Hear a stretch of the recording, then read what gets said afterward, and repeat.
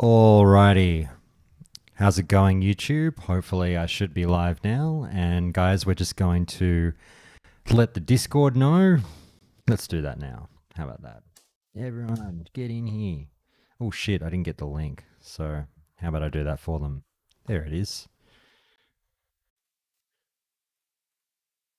Okie dokie. There we go. Now we go back to the town hall. And we're all good. Okay. Welcome along, everyone. So basically, look, we're keeping it super casual today. I don't have anything really focused that you would normally talk about. I'd organize guests in advance. I would have topics ready to go with, hopefully some form of line of questioning, all sorted out in my head. But I don't have any of that because I wanted to keep it nice and light and friendly and conversational. So it's 10 o'clock in the morning here where I am. I've got a beer ready to go because I'm a fucking maniac.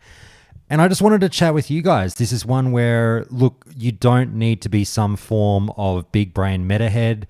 If you love WoW, if you're excited about launch on November 30, I want to talk to you. What I really want to do is I want to get as many of us here in this call as possible. So guys, if you're able to, if you've got a microphone available, if you're in the audience and you'd like to hang out and chat, I'd love to get fucking 20 of you in here and let's fucking rock and roll. So Arcos is throwing his hand up. Watts is throwing his hand up. I love you all. Tariak's throwing his hand up. Look at these hands flying up.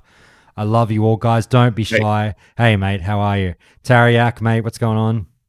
Wagwan, me brethren. What is going on? Watts, mate, how are you? Yes, I've been drinking since you announced this, so I'm ready. Oh, very good. Pube Sniffer, get in here, mate. Everyone get in. Don't be shy. Look, feel free to listen along if you just want to listen. Zoltar's going to get in. I want to talk to all of you and get all your thoughts on everything coming into launch. So it'll still be a countdown call. It's still going on the podcast, but I'm not going to grill people about, min-max builds and all that kind of shit. All right, guys, what I might do is we'll start and I'll start the recording and people can hopefully just join us as we go along. So here we go. All right, so I am very excited for launch. You're all listening to this either a day or two or three or four in advance of launch. You might even be listening as you're playing the fucking game on day one, and I hope that you're having an absolute blast and enjoying my voice in your ears as you're enjoying the visuals of, the remix we've been given of classic WoW. But guys, I just wanted to keep things really light and breezy, not go too nuts, and just have a fun conversation with a bunch of people and get as big of a group going as we can about just people's hopes and dreams, what they're playing, why they're playing it, what they hope to see, what they think they'll find, and all that shit, on November 30th. So let's introduce the people that we've got here, and then hopefully we'll get more people putting their hands up as we go along, guys. It really is come one, come all. Do not be fucking shy. What's my old friend, mate? How are you? Good afternoon, good morning, good evening. Yes, very well, thank you very much. How are you, sir? I'm good, mate. I'm better now that you're here, and I'm glad that you'll make me feel better for having a drink at to 10 o'clock in the morning. And we've got another person here who I know won't mind the fact that I'm having a drink at 10 o'clock in the morning. Tariak, mates, what's cracking? I'm good. Glad to be back. Thanks for having me, Josh. Mates, you were a smash hit on that last one, so I'm very, very happy to have you back. I look forward to hearing what you got to say this time around. Arcos, mate. How are you, Arcos? I'm doing good. How are you? I'm great, mate. Thanks for asking. Now, look, we'll... I think you need to turn your camera on to prove you're drinking in the morning. Oh, no. Well, if you had the YouTube page up, you would see me with can in hand, my friend. So there you go. Pube Sniffer, mate, how are you? I'm good, thank you. How are you? Good. It's good to have you here, man. I look forward to hearing what you're playing, and we'll definitely get you diving in on some stuff as we go along. And we're joined also by Zoltar, mate. How are you? I'm doing well. Good to have you. Thanks Good to for have having you. No, always good to get the first timers in here, man. I really appreciate you putting your hand up. We'll get Zim in here as well. And Zim, you can say g'day. Let's see if he gets that one through. Zim, mate, what's cracking? Oh, not much. Just having a drink and ready to chat. That's the way. What's the poison of choice tonight for you? Actually, holiday season I turn to White Russians. Oh, of course. It's Happy Thanksgiving, everyone. Yeah, thanks. You too. So what have you done the family thing through the day and now you're just at home chilling out after? Yeah, pretty much. Folks actually drove out from California to Texas to hang out with me, and we went out shopping, did all that Black Friday stuff, and now we're just kind of at home relaxing for the rest of the day. Nice. Fuck, that's a big drive. Yeah, my family's a bit crazy that way. Yeah, we drive all over the country. Very good. Also welcoming Stradivarius, mate. How are you? I'm doing well, man. Thank you. Good having you. All right, guys, look, let's dive in. As I'll say it one last time, and I'll say it every 10 minutes after this, guys. If you want to join in, click to put your hand up and you're fucking in. That's it. Look, guys, let me throw this out to the crowd. I finally worked out what I'm playing. It took me 3 weeks of really, hard decisions and a lot of lonely nights staring into the mirror, figuring out who I am as a World of Warcraft Classic player and what things mean to me. And I've no doubt I want to hear all about the harrowing decisions that you guys have been through as well. But I kept the Discord updated over the weeks and you guys saw the classes dipping and rising in the ranks. And last night I said, I think I'm ready to tell everyone that I am maining an Undead warrior for, Season of Discovery. Now, look, I'm also going to, it's a 1A and 1B type situation. I'm also going to have an Orc Shaman. I want to play the shit out of these two characters. That's pretty much going to be my focus. Look, if I fall in love with Shaman tanking, sure, that could become the main, but these two will be the go. And yeah, I'm doing Undead instead of Orc Warrior. Take that, fucking meta lovers. Guys, tell me, first in, best dressed, has anyone made up their mind definitively, and how hard was the process? It was super easy. Easy. Super easy. Yeah, what was it, But Arco? can I ask you, Yeah. why Undead? Is it racials or just the look? Now, I'm glad you asked, Arcos, because I knew you'd be the fucking cunt to call me out on this one. You piped up in the Discord, and I agree with you. You said, mate, you're straight up griefing if you don't play a fucking Orc Warrior, and I hear you, baby.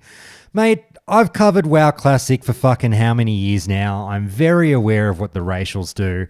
I'm very aware of what the meta is for fucking PvP Horde, PvE Alliance, PvP, all that shit. I know what does what and what you use to get the best results.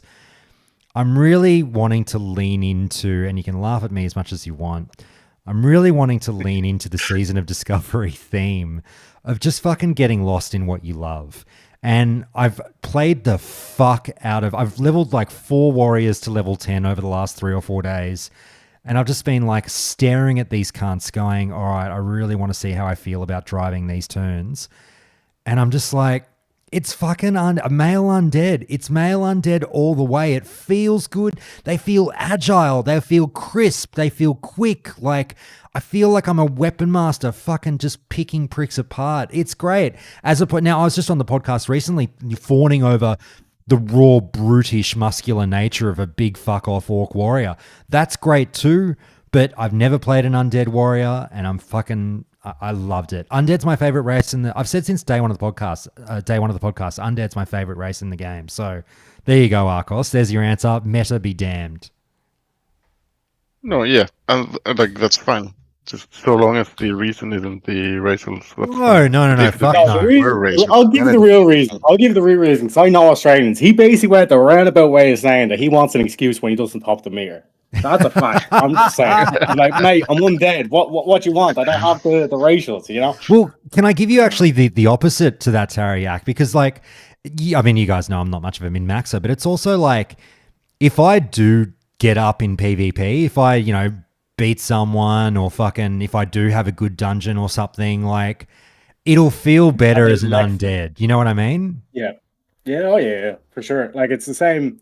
It's like the whole Red Paladin dream and all that kind of stuff. There was always that one Red Paladin in the raid in the Alliance. He was going to make a Red Paladin work, and he'd be there stacking his spell power consume, spending like 10k gold just to try and show up. But it is when, like, he does beat the warriors, like, it is absolute torture in the voice chat. Like, the warriors that lose to the Red Paladin are getting spit roasted in the chat all week long, the whole week as well. Yeah, you know what I'm saying. So, like I said, I support your decision. Like I said, you have to opt out saying, mate, what you expect? I'm an undead, you know? Have you gotten to the point of framing some logs, Tariak, and putting them up around the house next to the family photos?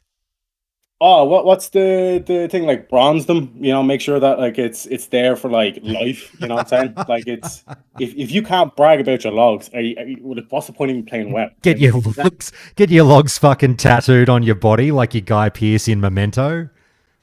So scientists say that like your penis size is actually directly correlated to your parse. Yes. Fact. Yeah, True just like story. big DPS, you know. Absolutely. If you parse 99, you might lose your virginity finally. Absolutely. But if you're on the smaller side, you're just putting the logs for your 10-man guild. Pretty much, yeah. Yeah, calm down, all right? Oh, dear. All right, boys, let's rein it back in above the belt. Arcos, mate, you were going to say you have decided. What are you going with? Always a warrior. Yeah, It's Orc not Warrior, even I presume, yeah? Not decided on alliance or horde, but if horde or then orc, if alliance, then whatever. So Sure. you're still having a faction crisis identity, like a faction identity crisis, sorry. No, I'm like I have a group of people, and we are like most of us ranked together. We're just some want to go horde, some want to go alliance. Like it doesn't really matter to me. It's pretty much the same. Are you not going to win the power struggle? I don't care which we go, so I'm not in the struggle. Your ambivalence is wild. All right, Tariak, mate, I know what you're playing. You said it was easy. We all know you're playing a fucking paladin. What race are you playing? Best class in the game. Dwarf, just because I just wanted like be an extra pain in the ass to rogues, because like they already hate paladins, but like it's next level with the with the dwarf. Mate, can I say just on that? Like I played a dwarf for the first time in hardcore. Now granted there's no fucking PvP in hardcore, at least for what I was doing, but even just in leveling, like look, I knew Stone Form was solid. It's a fucking 10 out of 10 ability. It is amazing. Yeah, it's more useful than you think. Yeah. You know what I'm saying? And like I said, for me, like my main thing is like tanking as well. So like being able to like run in and have that just extra on pull, the extra 10% damage is pretty nice too. But it's like pretty in the grand scheme of things, it's not much, like, if you get me. Let me ask this, guys. The meta race for warrior as well now. Yeah. I mean, well, it's In very PvP. strong. Yeah, guys. Is there anyone You here don't in this need call? rogue and- Is there anyone we haven't heard from who's really, really struggling to pick? So I've got 3 on the table, and it might have become 4, seeing as we've decided we will go horde. Okay. So I'm really in a bind. Okay. So what are the options? Well, I had to go for something that I'd not played before, which would have been Shadow Priest, Boomkin, and any spec rogue. So Okay. all 3 that I've never touched through a vanilla setting. But now Shaman's definitely in the mix, because again we always used to play alliance. So I've got loads of options, loads of different specs, and I just cannot fathom it out. Are you leaning in any one which direction, or is it literally going to be a coin toss?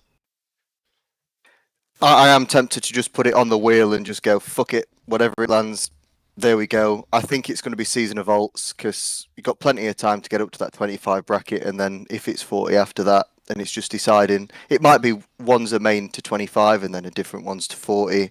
So I don't think I can get attached to anything, but it's frying my brain, man. Oh, fuck. Good luck with that. How about you other guys? Anyone else having trouble deciding? No. Who's locked in? Pube, what do you got? I'm going Fury Warrior. Yeah, have you decided the race? Not really. I'm going on alliance with my NA guild, but I'm also going Orc Shaman for just World PvP. Now, It'll be on EU though. you say Fury Warrior straight away. Is that always just a preference, or have you been swayed by something like Sarth's DPS tier list yesterday? No, it's just I feel it's the most satisfying combat. I completely agree. Dual wield Fury is fucking amazing. Yeah. I love it. I absolutely love it. Yeah. I'm detecting an accent from a pube sniffer. Is that a fellow countryman? Yes. I there you believe go. so. There you go. Very good. Very good. Iceland represent. Yeah. Now, who else haven't we heard from here? Stradivarius, mates. Are you locked in? Yeah, yeah. I think I'm gonna do a Torn Druid. Although, man, as of this morning, I'm thinking, man, Orc Shaman. I don't know. I feel like it's got to be Druid, but I played one through Classic and back in the day, so I don't know. But I think it's too good to pass up the new opportunities, even with the same class. You know. Well, I was going to say, just on the Druid thing, like if you're a Druid aficionado, that's one thing altogether. But then the benefit, the addition, sorry, that they got that we know of already to this point with Season of Discovery, like it must have blown your fucking socks off. Yeah, no, it's looking fun, and getting some of those feral abilities in there, and some of that, that new resto stuff. It's just looking like it's going to be a blast. So I think I can't go wrong with it. But tanking as a shaman, it just sounds so fun too. So I'll end up doing both for sure. It does. Like I think just there's something about Molten Blast that just sealed the deal for so many people. They were like, oh wait, fucking conal ability is a tank. Yes. I'm also locked in on the druid. All right, Oh, there we good. go. All right, very good. Zoltar, what was it for you? That had you played Druid before? Well, yeah, I'm actually the opposite. I had never played one until hardcore, and I got up to like 38, and I was loving it, and I died, and it fucking ruined my day. So yeah, I was like, well, let me just pick it back up for Season of Discovery, and we're gonna be our guild's going over to Alliance, so it'll also be playing Alliance for the first time. I tend to do a lot of healing, so I'm looking mostly to do Resto Shaman. I mean, Resto Druid. So I'm learning a lot about the class as well as all the new stuff. I was like, manual what? When I was like looking at all this crazy stuff people do, farming these. I had no idea. Someone was going to jump in there? It sounds so next level farming for, I don't know. I'm on the casual end of this as well. And I'm like, I love the farms and stuff. There's no way I'm pummelers every day. Does anyone honestly think that, yell out right now if you think manual crowd pummeler will be unchanged in Season of Discovery? I hope so. I hope so. You hope so, Arcos. Really? You sucker for punishment. Make it a rune. You're not even playing a fucking druid, Arcos. Like, think about it. They're redoing the Nomagon raid to make it a raid.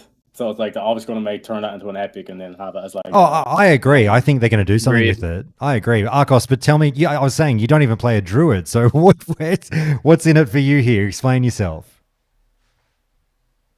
I have had very annoying experiences with druids in Blocking Lair because in Unchanged Vanilla there are two reasons for the druid class to exist. One of them is to provide battle rest to the raid, and the second one is to hibernate two mobs or two packs in the room after Veilstars in Blocking Lair. Otherwise, the entire class is completely useless. So I really hope they buff them a lot, but keep Crowd Pummeler to remind them from where they came.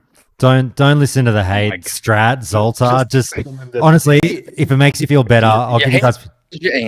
Yeah, exactly. I'll give you guys a pass. Just call him a cunt now. Just free swing.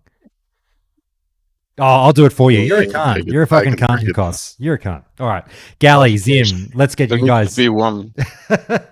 Gally and Zim, let's get you guys in here for a second, just because I saw you in Discord chat discussing... you fired up when I mentioned Molten Blast. Gally, let me throw it to you, mate, and say hello. Do you think that... I think there's going to be a lot of people trying out Shaman, and they seem to be doing reasonably well in the, very few polls that we've seen for what class are you picking. I'm mostly convinced that it's not just the pull of Shaman tanking alone, but that ability that's pulled extra people on top of it. Would you agree or not? Yeah, I think Shaman is getting a lot of love. Also, hello, thanks for having me as always. Pleasure. Shaman is getting a lot of love, and I'm in the exact same boat as Zoltar, where I'm playing a class that I never played until hardcore, and I'm like super pumped. So I'm playing Shaman, and I'm dead set on it, and I'm super excited. Very, very good. Zim, mates, sorry, I think you're the last one to check in here. Zim, I raised about 3 or 4 minutes ago, I said tongue-in-cheek about Saath's DPS tier list from yesterday, which I've really enjoyed watching all of the content. It's hard sort of doing all this stuff. It's been really hard avoiding data mine stuff, but it is what it is, particularly when I moderate a Discord that actively discusses it all. But Saath threw out there, obviously he understands that it is folly to discuss a lot of this stuff, but hey, content's content, and that's totally fine. But when you see some of the discussions that we have seen, like on YouTube and whatnot, with people really trying to figure out where every class and spec fits into the puzzle, how confident have you felt with your selection in that mix up to this point? Even though we know nothing. Well, I mean, I've always had tank and Shaman locked in since the get-go. I've always thought there's been a place for Shaman tanking, especially like even in regular Classic when it came out, tanking dungeons, stuff like that. It's just a situational tank, just like, there's better tanks for better fights or different fights. So, like, I'm totally fine with it being a situational tank. I think that just adds to the kind of, discovery aspect of the game. And I'm really looking forward to some new fights that we haven't seen before. And I'm sure it'll be a great learning experience for everyone. Guys, I'll just throw out a couple of reminders. Obviously, everyone listening along in the Discord audience, there's about 24 of you. I know we're getting reasonably crowded, but the invite is extended to all of you. If you do want to join the conversation, just right-click your profile picture and you can join in. Everyone understands with so many of us, it might be relatively sporadic between speaking, but I'll do my best to kind of, juggle the crowd. And guys, I'll just say as well, obviously we're pleased to have Tim listening in as he has been of late. So no pressure getting your thoughts out there when you got the assistant classic lead here, hearing everything, and they love the feedback. He's here for a reason. This is basically a focus group for him. So, put some thought into what you're saying and it'll go straight into Tim's earballs. All right, guys, look, let me ask, someone started talking about, the dungeons, and my mind was cast to like, we're going to be going all over the place, by the way, guys. There's no rhyme or reason to what we're discussing here. And anyone jump in at any time. It's a chat at the pub. We're all mates. Fucking do whatever. Blackfathom Deeps. Look, a lot of discussion has come up online. I kind of want to put this one to rest, but even though we can't without playing the game, everyone's like, oh, do you reckon we'll still be able to do the old 5-man? And, when they do the next batch of level up raids and whatnot, and we get maybe SM40 and Noma and all that, do you think Blizzard has stepped in and gone like, look, we know some of these dungeons are beloved, but we are actually going to remove the 5-man aspect of a handful of them? Yeah, I mean, I think it's fine removing it. It changes the entire game and gives the game a new purpose, similar to what Hardcore did. And of course, Hardcore didn't change the game; it was just a different way to play it. And I think that's what they're doing. And I actually ended up watching a video like Blackfathom Depths is the most altered dungeon / instance of all of Warcraft because it's been changed 4 times if you want to count Cataclysm. So I think it's just a neat, different concept. It's a different way to play the game, and I'm psyched for it. So I think so long as they keep like the main specific items, like we're kind of talking about the Manual Crowdcomer, like if they made like an epic version of it, or like let's say Ravager in Scarlet Monastery, if there was a version of that they kept in, or the item similar, then like I can't see a lot of complaints. But also like the fact that they're calling them leveling raids is also has me kind of keen. It's like, okay, is there going to be some sort of like XP thing here? Is this going to be, maybe another way to, because like we've seen with like Classic the first time, like by the time ZG was released, mages were like boosting themselves at like level like 50 or whatever, and doing that whole shebang. Are they going to kind of like, how are they going to be able to come back that while also, like I said, being a leveling raid kind of thing? So that's the interesting thing I'm looking forward to as well. But yeah, like I said, kind of so long as they keep the original aesthetic, and then if there's particular items in those dungeons, or farming, let's say, techniques that players would have used to use, like minerals and all that stuff. So, like I said, like loot tables, as long as they're kind of kept in check, then I can't see any issue with it. Too easy. Let me throw this out to you other guys who we haven't heard from yet on this, and I'll keep an eye, everyone, on sort of who's getting involved at what level, and I'll try and lift up the people who are maybe being a bit more quiet to boost your confidence and throw you in the mix a bit as we go along. But is there anyone here in this group that, and there's no right or wrong answers, guys, you know, there's very mixed responses about this, like on the subreddit.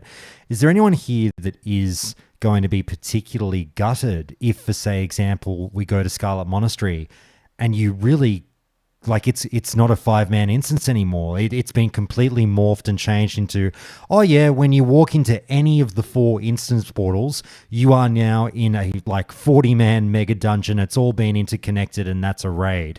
Is anyone really going to be upset that we can't do the old stuff or not? If it is like that, where it's all 4 wings, yes. If 3 of the 4 wings are normal and they pick either Cathedral or Armory to kind of make a raid, I think that would be cool. But that's just because I love running SM, so that's where I'm at. I think with it being a seasonal server, right? Like they're taking this path where they're taking the old instances and just updating them. So it's much more efficient development wise to do that as opposed to just completely build. They wouldn't be able to, with the resources they have, build 4 or 5 new raids and have the content out for us in November. So it's just something you got to take with them readjusting these dungeons, making them raids. The old dungeon is going to be gone, but with it being a seasonal server and you still have classic era, so it's not gone forever. I think like if this ever proceeds into an actual classic plus where it's more of a permanent thing, then they might need to look at what do we do with the old versions? Do we keep the new raids? I think that becomes a much bigger issue in a situation like that. But for Season of Discovery, just go with the new stuff. Don't worry about the old stuff. We're getting new experiences. Enjoy the new experience. You've raised 2 great tangential topics there, Zoltar, that I'd love to quickly dive in on as an aside here, where you heard me having a bit of a chuckle there, and this is not a dig at you, but I do get a kick out of how many people sort of almost are thinking of Season of Discovery as fake Classic Plus, and it's the waiting room for the real Classic Plus. You know what I mean? It's the beta, right? Well, I mean, does anyone want to weigh in on that? Does anyone truly believe this is fake Classic Plus and we're just 18 months away from the real thing? I think I said it Wouldn't be surprised. one of the channels earlier. It was like, I don't think I'm alone in thinking when Classic Plus was a concept that it would just be end game content. And I think a lot of people thought if Classic Plus was coming, it was what comes after Nax or what comes at 60. So the fact that we're getting anything in the leveling sort of range is far beyond what certainly what I expected from the start. So can't see that as a sort of as a negative anyway. I would not only look at SOD as a beta test. I would even look at SOM as a beta test. I think they are testing out a few things here and there. They went with SOM a little bit softer. Now they are going a little bit harder with changing spells and stuff. And I think they are just trying to wiggle around and see what works, what doesn't work, and then just trying to find a way to a perfect setting. I'm so sorry, Kazala. I left you by the wayside there, mate, and didn't throw it to you. Thank you. Sorry. Thanks for jumping in. I'm so sorry, mate. Yeah, thanks for having me. Mate, it's my pleasure. Yeah, and look, I'm not the only cunt here. Yeah, I know. Yeah, what a fucking guy. I'm just that fucking guy. Zoltar raised a second tangential point that I thought was, again, sort of made me chuckle on the inside, where, he really stressed that this is seasonal. And, like, I feel like it's very, very easy to forget that for some people. And we're talking about Season of Discovery, but people sort of are talking about that they know it's not permanent, but they almost address the game with some form of permanence. And I know I don't want to dive in too deep. I'll have to do a monologue on it, but I don't want to dive in too deep on, obviously, people are very upset they didn't get Vanilla Fresh, the reasons behind that and everything. But You truly, I think, see some people act as if classic WoW as they knew it has been deleted. And I'm like, nothing's been deleted. Your game is still there. This is a new seasonal thing. It's temporary. Do you guys know what I'm talking about? 100%. Like, I think as well, on top of that, is like people are kind of like getting too wrapped up, like, oh, what if Blizzard make a mistake? What if they do something wrong? Like, what if they put in phase 2 again? Well, it's like phase 2, like, yeah, it was brutal, you know. Like some people still have PTSD. I actually have a story about my mate that I'll tell you in a sec. But like, fact that like that happened, like, and you were part of that, like, that's a story that you look back on. So even though it was like a mistake, you know, maybe not to put in the backgrounds and all that stuff, it was still like an experience. So like, I think that's what the main thing to focus out of these seasonal things are. And then, like I said, over time they're gonna obviously craft it and to perfection also, because you even see with the way they're going about the runes and not changing the talents, they're trying to be able to have some sort of like backport or portability to it, so it kind of stays that coherent thing. Well, about phase 2, if I can, sorry, I remember my mate came home from like a 12-hour like day at work, and like he didn't even bother getting on the shower. It was like just straight onto the computer. He was going to do some farming in Eastern Plaguelands, right?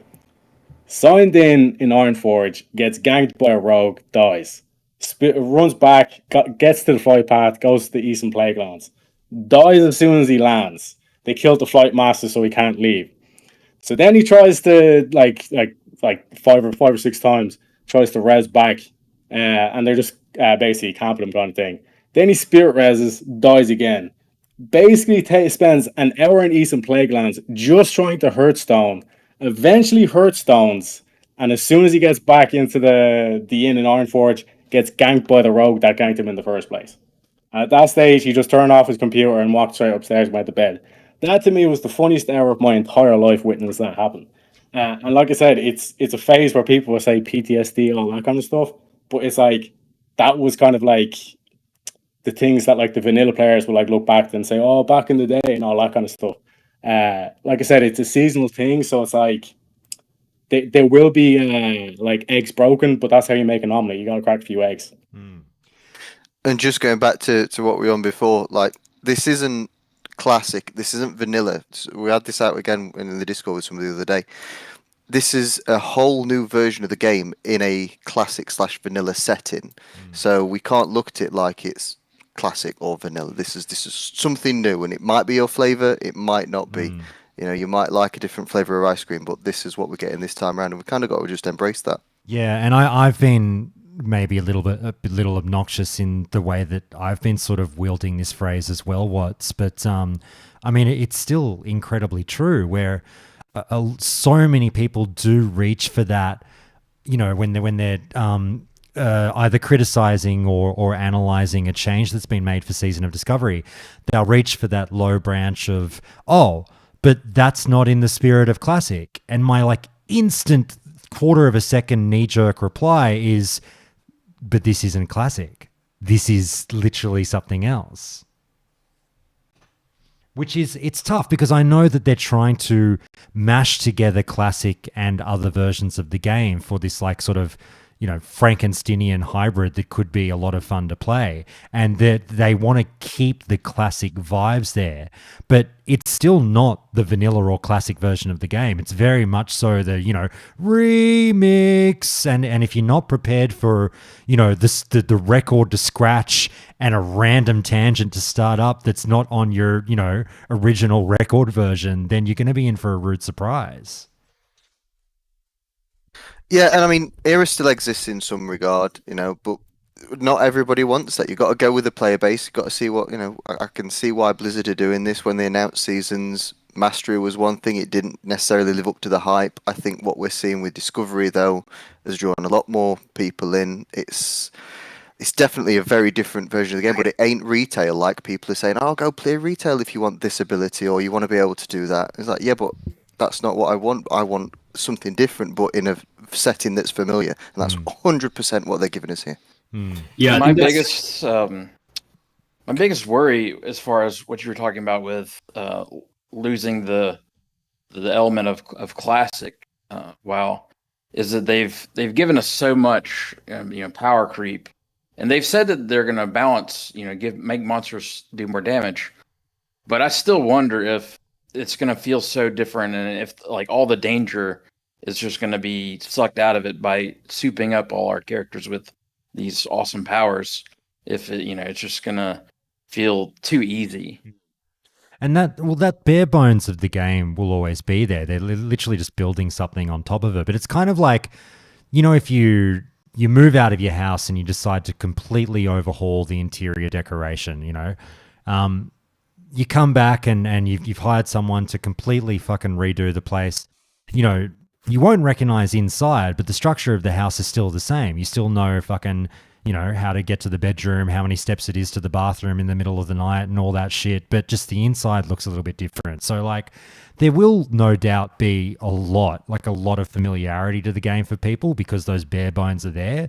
But I'm ready to walk into the fucking guest room and be like, oh, where's the couch gone? Oh, the fucking righty, new painting. Like, I don't know. I'm just ready for all of that.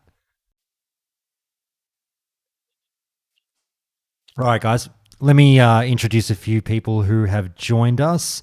Where are we? Lesbian Damio or Marcy? Which one do you prefer to go by? How are you? Either way is fine. I'm just happy to be here, doing well. Hope everyone else is doing good too. Absolutely. Happy to join in from the super uber casual perspective, so I can just not really contribute anything useful to the conversation, but I'm here anyway. No, you're all good. Happy to have you. Have you decided what race and class combination you're going to play?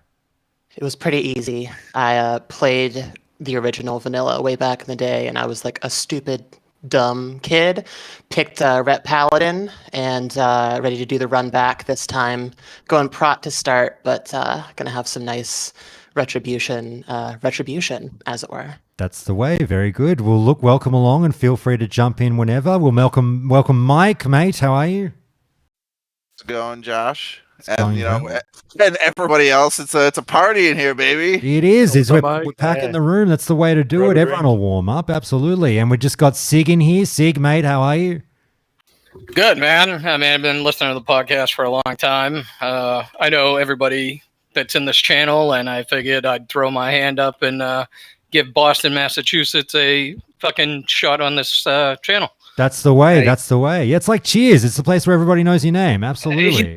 Man, got the beers rolling. I figured I'd join you for a beer tonight. I got the message, and I saw it pop up, and all the guys I was playing with, I was like, yeah, love you guys, but fuck yous, I'm off. I love it. Well, fuck. I mean, let's lean into this fucking thick as fuck Boston accent. I love it. Mate, what are you playing for Season of Discovery?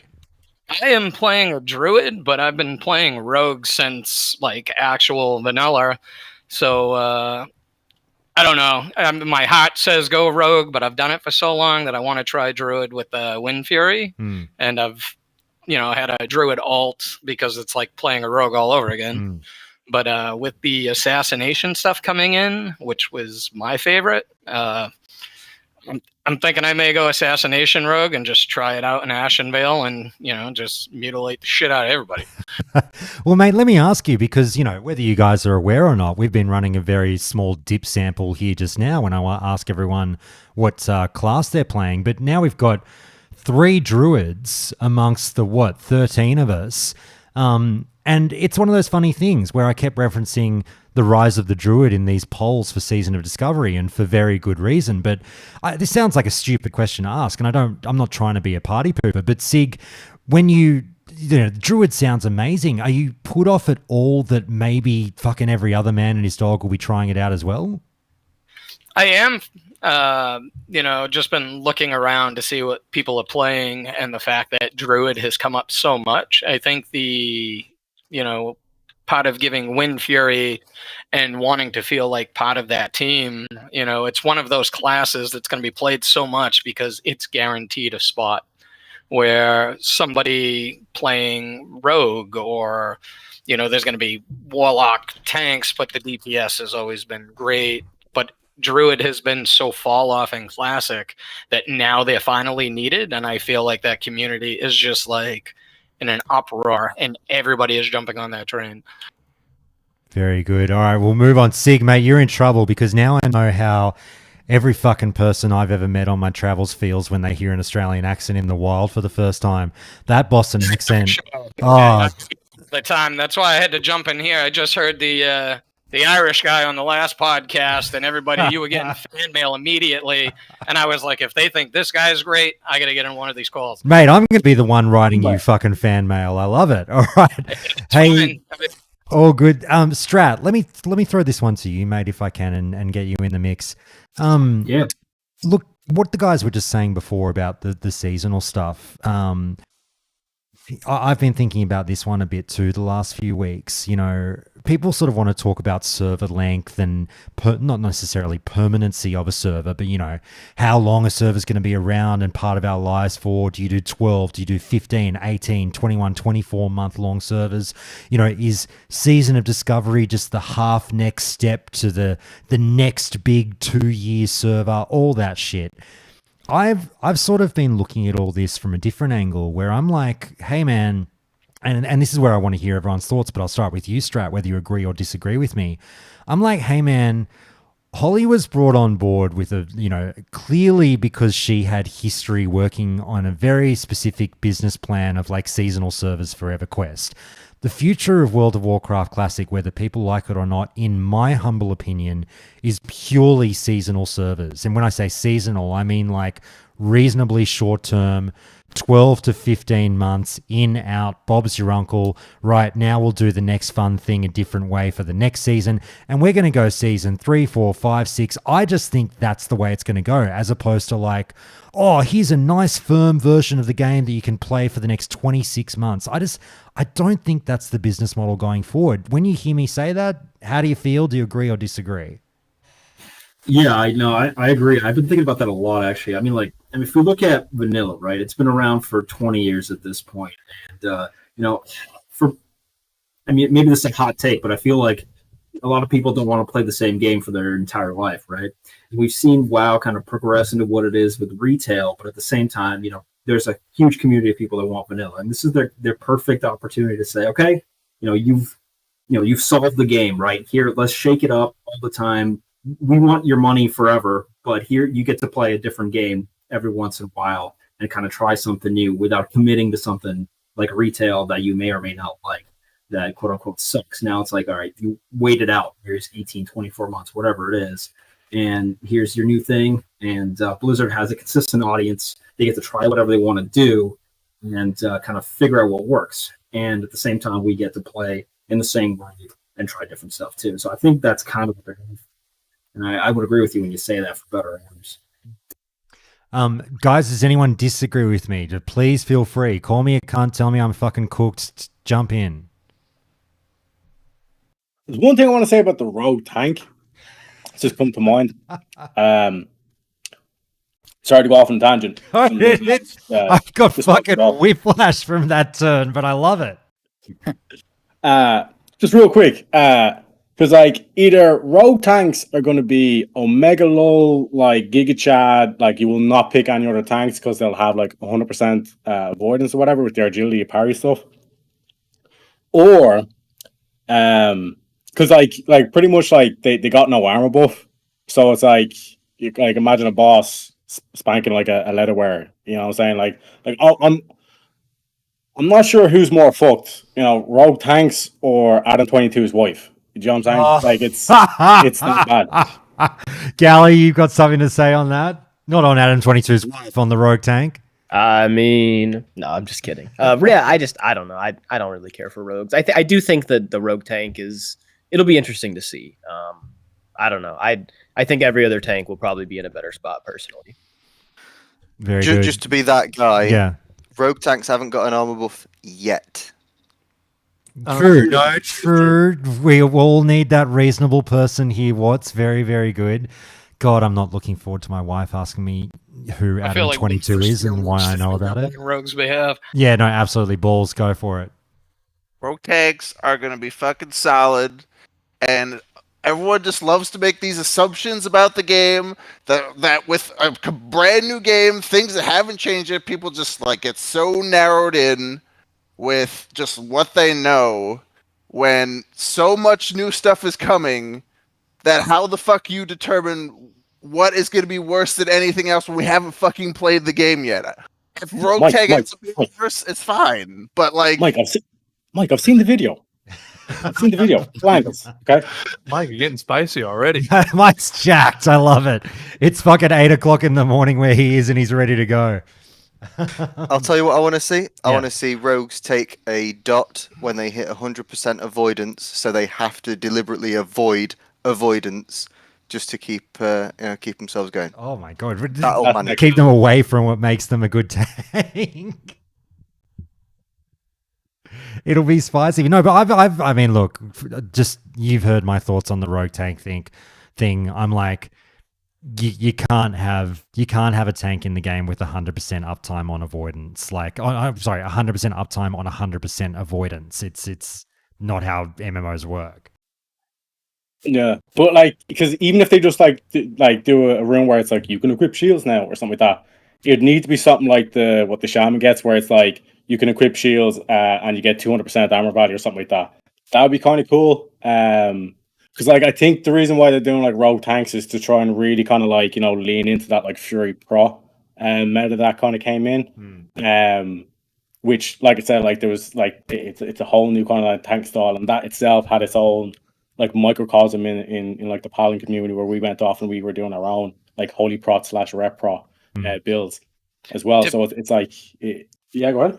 Oh no, I was gonna say, to be fair, evasion has been such like a really good cooldown for rogues. Like, there's been plenty of times being so high on threat as rogue, because the warrior rogue meta, where a tank will go down and you can hit evasion on like the last 3% of a boss and hold it while the rest of the guys kill it, still slamming buttons. So it makes sense in like a fantasy aspect, I guess, that it would work, because for the 6 or 8 seconds that it works in regular classic, it's been pretty viable with holding stuff. Let me jump in and sorry, once again, this is your timely reminder that if you want to join us in the chat, everyone in Discord, you're more than welcome. I know it's turning into a house party, but we'll manage. Tariak, let me ask you this, and I should just remind everyone at this point, look, we're not discussing data mined information. However, and I know I feel lame saying this, however, we obviously discussed on the program all of the abilities that were kind of announced via the demo on the BlizzCon floor. So we know a bunch of the runes that are coming. That wasn't data mined. What's happened since then is some of the data mining, has led to one of two things. Either new abilities that we weren't supposed to know about that may or may not be coming to the game. I don't want to discuss those. But then the second branch of data mine material has been edits or nerfs or buffs to the stuff that we did know about. Now, we kind of set the bar on the last podcast that we thought it was okay to discuss changes in the wording or values of the abilities that we knew about and have that not be termed as sort of breaching the listener's faith in discussing data mined material. Does everyone kind of agree with that? Yeah. Yeah, we're getting green flags. All right. Having said that, Green all right. flags. Okay, so I don't want to like spoil. If like Marcy, for example, who's playing Paladin, hasn't been following any of this shit, I don't want to like blow this up and ruin everything for you. So, Marcy, are you okay if we discuss a little bit some of the values that have been changed and some of the abilities we knew about?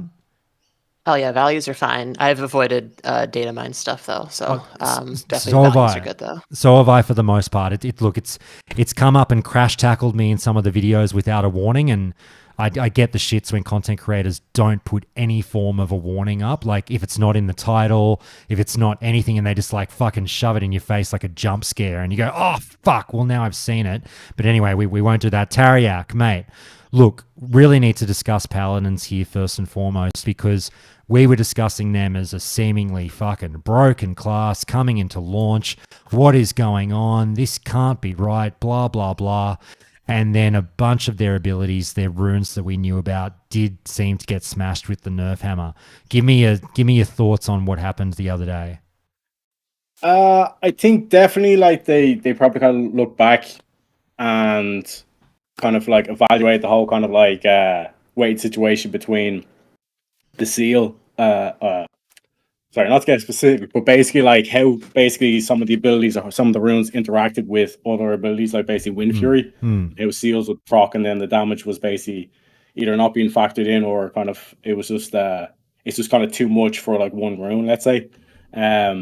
We can discuss the details of Seal of Martyrdom. Like they removed it because we thought it was going to be a cleave type ability that spread damage amongst multiple targets, and now they've changed it to be nope, just the one target you've got in front of you. I think Blizz saw S-Fan just destroying those meters and had a reaction. Well, maybe. My working theory is still that, I still like that everyone else was playing classes they weren't familiar with and those meters were a little bit skewed, but I've no doubt that definitely did play into it maybe a little bit. Tariak? Yeah, I think it came down to like when they tied it up between Divine Storm and the Seal. Like S-Fan switched it out, but he had Wind Fury. So like that Seal was always going to proc Wind Fury, so the Seal would do more damage because it has Wind Fury in the group, whereas when he switched to Divine Storm, he was doing less damage because Divine Storm is a cooldown. It doesn't scale with Wind Fury because it's not an auto attack. So it's like there was that whole. So I think they kind of like tied it up, and because like Divine Storm is typically a ret ability, all that kind of thing. They kind of said like it just became a de facto where Seal and Martyrdom just win out constantly. I think low key with the nerfs that they bring in, for me, it strongly suggests like can I make a prediction in terms of like playstyles? Okay. Like in terms of like what future playstyles would be. Right. I'd sure like to hear them. I'm not the host, but I want to hear them. Yeah. So like in terms of TBC, like seal twisting was a big thing. So for me, I think that's like they're implementing that because they kind of done the math and like, okay, what if we allowed seal to be twisted? Because S-Fan's been kind of talking about that a bit. So then if you were to be able to twist that seal and it's cleaving off three things, then like seal a command will then proc it again, and then you get a Wind Fury proc off that. So then it's like you're basically doing a Divine Storm with each auto attack, essentially with a Wind Fury proc in terms of the maths. So they're kind of like, fuck that. Do you know what I mean? Like straight up. So like I said, in terms like with Wind Fury and seals, like things start to get very, very interesting in terms of like how you judge damage, all that kind of thing. So like that was an aspect. But like I said, like the whole kind of like play style, to me, it feels like the fact that Crusader Strike went up to 6 seconds as well leans into that whole like play style of TBC, seal twist, and you have like more time between your Crusader Strikes to the seal twist, because usually it's like about 3 seconds as your auto attack swing timer. So it's like you get like a Crusader Strike, two seal twist, Crusader Strike, 2 seal twist kind of things, and by that thing, like your globals are basically kind of covered. So you have that kind of play style that you're constantly kind of pressing buttons to do damage kind of thing, which is nice and interesting, as opposed to like the Wrath of Lich King, where, like I said, you have my macro where you just whack it all in and you just spam one button and you're scrolling on Twitter or memeing or whatever kind of thing. So like I said, the fact they're leaning to seal twist, and it's like, yeah, they're adding like that dynamic to the game. But I think overall, like when you look at like Holy Paladins, they could then just literally strap on, they'd be like stand the boss, and when you do the math, 4 seconds, 2% mana, I think it's like 3 minutes 20 seconds would get you back a full mana bar, despite how much intellect you have. So in terms of like Paladin healers already getting 100% mana back off crits, they're now restoring their full mana bar every single like 3 minutes basically, which just gets stupid. So I think they kind of scaled that back to 5 minutes to try and discourage that behavior. But again, it'll be interesting to see what way they look at that going forward, because again, that's where you start to get this dynamic where, you know, Rets Holy's profiting off like a Ret ability, and then Rets then trying to profit off a tank ability. And like I said, I kind of point that out in the Paladin episode, where if they kind of do the math on that, they basically become like, they get 25% extra health when it comes to one shots, all that stuff. And if the meta is all about bursts, then all of a sudden that becomes more of a factor. And then the fact that has the mana built into it, it starts to get worrisome for PvP, where you start to exploit it, where it's basically using healers to charge themselves off, and then they have their kind of immunity. But like I said, this is all pinch of dust, because like what we're saying, like this could all be changed by level 40, level 50, all that kind of stuff moving forward. But it seems to me like they're going for like that TBC play style of seal twisting for Re. The Holy, like I said, it's the same thing. And then like Prot, it's still like the jury's out, because Prot was kind of so weak that kind of the holy and the rep build is still looking like it can still work. Too easy. Zim, we'll throw it to you. Haven't heard it from you for a while. You and Ale are reminding us that seal twisting wasn't a thing in the demo. Is that right? Yeah, that's correct. I didn't personally play Paladin, but I talked to a few people who did just to kind of get the vibe of how it was feeling. I said it felt amazing, but they said that seal twisting was not working. So it'd be a question of whether or not that was intentional or something they might be weaving in for Paladins. Who knows? There you go. Guys, I want to keep this train rolling on the Paladin nerfs. Does anyone else, Zim, do you have anything else to say? Otherwise, I'll throw it to someone else. Do you have anything else to add about the whole, like, do you think that the nerf to Paladins that we saw the other day was 100% required? No. I mean, honestly, I haven't played Paladin in Classic for a hot minute, so I don't have a whole lot of opinions regarding it. I think it'll be neat to see how it plays out in the end. Fair enough. Anyone want to go for it? Or overall? I mean, like, overall. I think the Divine Sack nerf was probably required, but I'd like clarification of how the nerf works or how the ability clearly works, because if it's like Bloodlust in TBC, then you can just with a week or a swap a Paladin into a group, have them divsack and swap them back into their original group, and the divsack buff stays on the original people. So then it's effectively you can just pick which group do you want to divsack and which don't you want to divsack, and automatically move people around. Do you think that Divine Storm has like space in like kind of a holy, I guess, a holy build because of that healing, or is it just negligible, the damage that you do, that you wouldn't really ever take it as a holy? Anyone on that one? I'm not a Paladin player, so I can't answer that. Yeah, no, like the only reason why Holy would go for Crusader Strike would be for the mana back. But it would be interesting because like that is the original kind of Paladin-esque gameplay where Kevin Jordan kind of said he wanted like the Paladin to be able to run into melee, throw a few bonks on the boss, then step back out, support the healers a bit maybe, and then that kind of that adaptive play style that you kind of see in modern retail, where it's not just like being a good healer is not just about the amount of heals per second you can put out. It's about how much you can put out healing, but then also damage as well when there's downtime, when there's not much healing going on. Are you putting how much damage can you put out as well? Those little kind of things as well. So enable that kind of like hybrid play style that the Paladin typically was in terms of what we think about now, kind of thing. So, like I said, Divine Storm, maybe not so for healing Paladins, but for tanks, like that, like to me, any tank who's saying that they're going to be taking ages at level 25 is smoking next level crack, my friends, because there's no way Paladin tanks are going to be giving up Divine Storm and Consecration. Like, imagine running through Deadmines with Divine Storm and Consecration. You know what I'm saying? It's ridiculous. That is literally cracking steroids. It's beautiful. It's a beautiful dance. I'll just say g'day to Chromus, mate. Thanks so much for joining us. No problem. Nice to be here. Mate, lovely to have you. What class are you playing for Season of Discovery? I'm playing the Warlock tank. Ah, very good, very good. I guess I could ask you the same question, Chromus. Are you... So, like, I'm no doubt you're stoked to try it, and it's going to be a lot of fun, I've no doubt. But are you slightly worried, like the druids, that you are going to be one of a million warlocks? It's a good question. I think for me, yeah, it's definitely a balance between not doing what everyone else is doing, but at the same time doing what you want to do. So if you're ever in doubt, just do what you love. And for me, Warlock always wins, but in particular, Season of Discovery is just completely like nailed it. Like, as a Warlock lover anyway, it's like we're going to get to tank for realsies. Like, this is so cool. Like, I can't pass that up. So as much as I know there's going to be a million Shadow Boys running around, I've just got to do it. No, fair enough, mate. Welcome as well, Slim Jim Fatty. How are you, man? I'm good. Thanks for having me.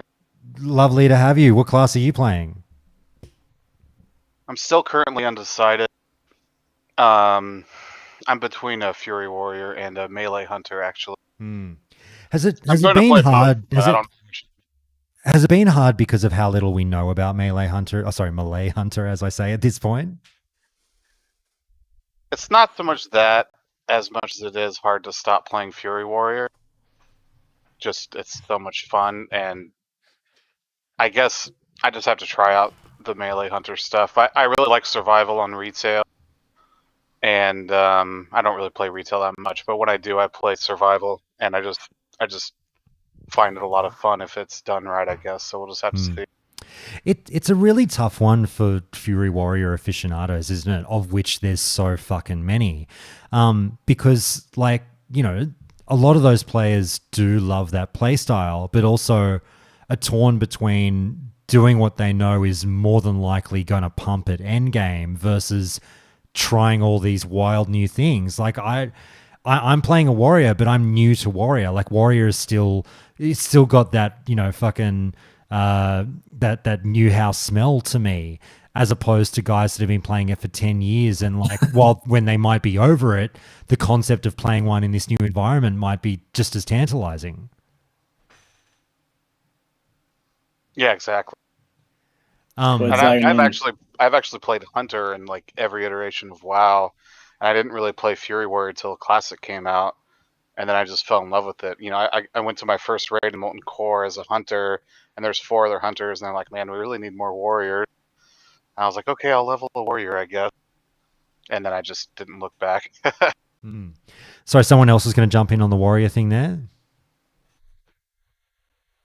Yeah, I was gonna say, like, once you go full Zug, it's very hard to go back. cold turkey. Yeah, you got to play a warrior for the rest of your life. Warrior is life, and life is warrior. That's the way. I'm going to throw it around to some people we haven't heard from for a while. Gally, Look Alive, and Kazala and Pube. I'll throw some questions your way soon too.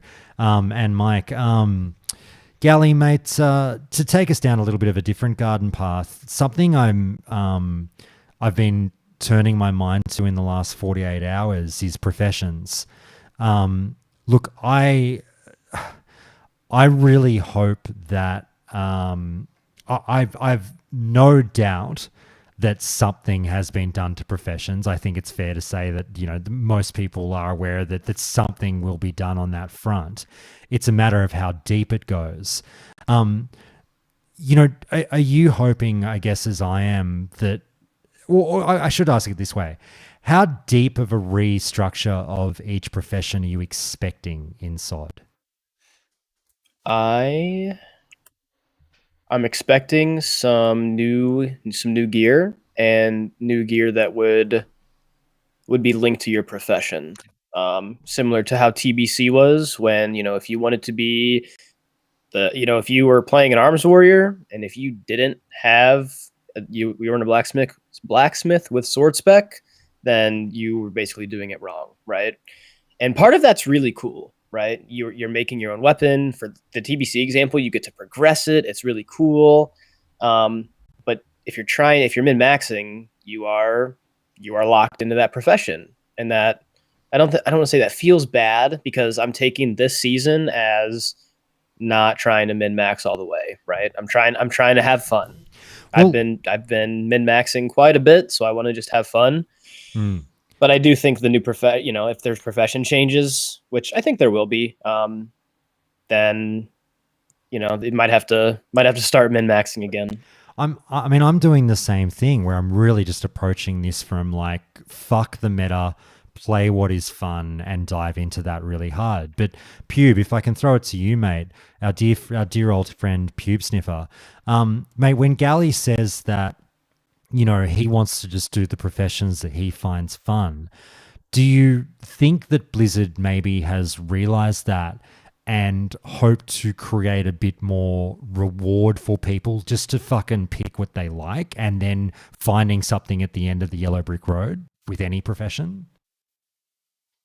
Yeah, probably, but the players will always find the meta and just go that route. But for professions, I'm hoping they, like the simple change in seasonal mastery with the procs, that made it interesting to do professions for me, because professions for me have always been like pulling teeth, but the procs made it interesting in a gambling sort of way. Oh, 100%, mate. The alchemy procs speak to me on a degenerate gambling level so hard, so I know exactly what you're talking about. It's fucking amazing. Anyone else? Sorry, we'll go to who haven't we heard from for a little while? Kazala, mate. Anything on professions there? Like, what are you picking? And you know, it's funny because Gally says I'm sure they'll have, you know, a few new items, but like, do you have a number of items you might have in mind where it's like, well, I would hope they've sort of created, I don't know, 20 new items for each profession or something like that? Like, how deep do you think the rabbit hole will go in Season of Discovery? Yeah, I think that would be nice, but I don't think it will be that huge of a difference. But I just thought of something, and they talked about it briefly. They said they will look into the weapon skill for the different races. What if they implement these into the professions? Like, let's say blacksmith, you get something to craft for yourself. If it's a weapon or something you can put on your weapon or whatever it is, and you have weapon skill on it for certain weapons. Well, yeah, that's an easy Does it way have to be to race specific though? Because if you just make something that give you more weapon skill, can't orcs get those, and then their axe skill is just even higher? I'm glad you raised that, Zoltar. I've actually been wondering about that because everyone talks about how new items will solve the weapon skill issue. But yeah, my mind has gone to the exact same place. Please, anyone jump in on this. Couldn't an orc theoretically still be quote unquote bis because they just get their already advantage added to? Not necessarily. No. This happened in TBC with Red Paladins because humans had the expertise advantage, but our best in slot, like the best crit item in the game, had expertise on it as well anyway. So it's like, if you're not human, or if you were human, or the human race just basically became redundant. So it's like, if the Fury Warrior best in slot ends up having 15 weapon skill on it anyway, then the racial bonuses become null, if you get what I'm saying. So it's like, that's the balance. But then it's like I said, like, humans feels like, oh, you picked me over, whatever. But again, maybe there's a reputation they put in the game or whatever kind of thing to make up for it. But it is kind of one of those things where it's, you want to find the happy go between. But depending on how much gear they put in the game, it could just solve itself out kind of thing. Fair enough. Hey, Sig, I want to hear that fucking beautiful Boston accent weigh in on professions. What are your hopes and dreams, baby? I put myself on almost a level of hunkness, you know, as far as the accent. What do you reckon's coming our way for professions? What do you hope they'll do in terms of going deeper? So I know, like, they have the new gloves that are coming out for the leatherworking profession. Don't go into the details of what you've seen though. Oh no, I'm just saying, like, so, you know, as far as like what's everybody has seen coming out, I'm hoping that they kind of keep that road going as we go through the phases. I think it spices the level up with new things coming in and changes maybe to professions, but I don't really know. I mean, it's kind of like the how's the saying go? You know, the devil you know versus the devil you don't know. So it's almost like everybody is going engineering because they know in classic engineering is so broken, and it's like, okay, so what are they going to add to that might change the game for somebody else? But if they did a spin where they put something out for leatherworking or blacksmithing that is on the same level of engineering to kind of get people to go in the opposite direction, because I feel like Blizzard knows that everybody is going to go engineering. 100%. And although it's great, you know, you're going to have the things that you know. So by giving other professions stuff well out of the ordinary that nobody knows of yet, I feel would bring a good balance to the professions. But we won't know until, you know, like the game is out. I feel like if they did that, it would be great to discover, as they would put it, something broken with tailoring, something that just makes everybody want to be a tailor or everybody be a leather worker, and then it gives you that diversity as far as the professions go, because professions in Classic define characters. You see somebody wearing Devil Saw armor by a leather worker that had to fight off the Devil Saw mafias that are going to, come out of nowhere when we get to that point, or, people farming ore or Black Lotus, or just, I think them throwing some sort of wrench into the works with professions to get people away from engineering would be amazing. Can I be that guy again? Do it, what's right? So, baby. So engineering was obviously, we all know it was the obvious choice in Classic, and everyone went because grenades for PvP and then for AoE packs for speedrunning in raids, sure. But then in later expansions, we saw things like leatherworking eventually got drums, and jewel crafting. Jewel crafting had unique gems that only jewel crafters could have, and if you're a tailor, great, you got a magic carpet. But we're literally like 19 years on from the launch of the game. I would sit here hoping that Blizzard now take the view that we know what worked and what didn't. We know how we pigeonholed, say, cutting edge raiders into specific professions. Let's open up other options so that if you're going to be a Fury Pro warrior, or you want to be that top DPS, you don't have to take a specific profession to bump your DPS or make sure you're that bit quicker through a raid. The door's wide open. We could see herbalism pick a certain herb and you get X buff, or same for alchemy. Bloodvine was kind of there with, if you were a tailor, you got the extra bonus from the Bloodvine set when ZG came out. Again, the options are there. We just need Blizzard to make sure that they're jumping on them, and we can sit and speculate, but we won't know till it's there. I'd bet the fucking house. I was just going to say, you go, mate. I was just going to say, I'd bet the fucking house that's been done. Sorry, you jump in, man. No, so I can't, you can hold me to this, but I know, so you'd mentioned herbalism. So there was a point where if you were an herbalist, you actually got a self-heal as a passive, being an herbalist. So they had kind of already gone down that road, but by seeing what works and don't work, like you said, I feel like they didn't really stick to their guns as far as that went. And maybe it's kind of like a retail way of thinking of it, but as far as professions go, the way I would see it is they are almost better off giving every profession something that is almost identical. So you have engineering with sapper charges, which are great for raiding, or you have, the mind control device, which is great for PvP, right? So I'm not saying give everybody sapper charge. You don't need a peace bloom that explodes in raid. You know what I mean? But almost something at endgame that every profession is very similar, and you're going to have the min-maxers that will critique the shit out of it no matter how you look at it, and they're going to say, hey, I got 4 DPS more out of the Peace Bloom that blew up over the Sapper Charge. Great for that 1% that's going to blow themselves up with a fucking flower. But by doing that, it allows people to want to roll another profession outside of engineering, giving the diversity back to the community. Because you need people that are going to be making bags and handing them out to level 1s coming into SOD. Or you need people out in the Barrens farming photos that are running by because photo skin bags, with leatherworking. And maybe give it some sort of effect across the board that everybody is going to get, that at the end of the day, doesn't really matter what profession you go, you still are viable no matter what your choice is. Gally, Can I just say? Sorry, go. Sorry.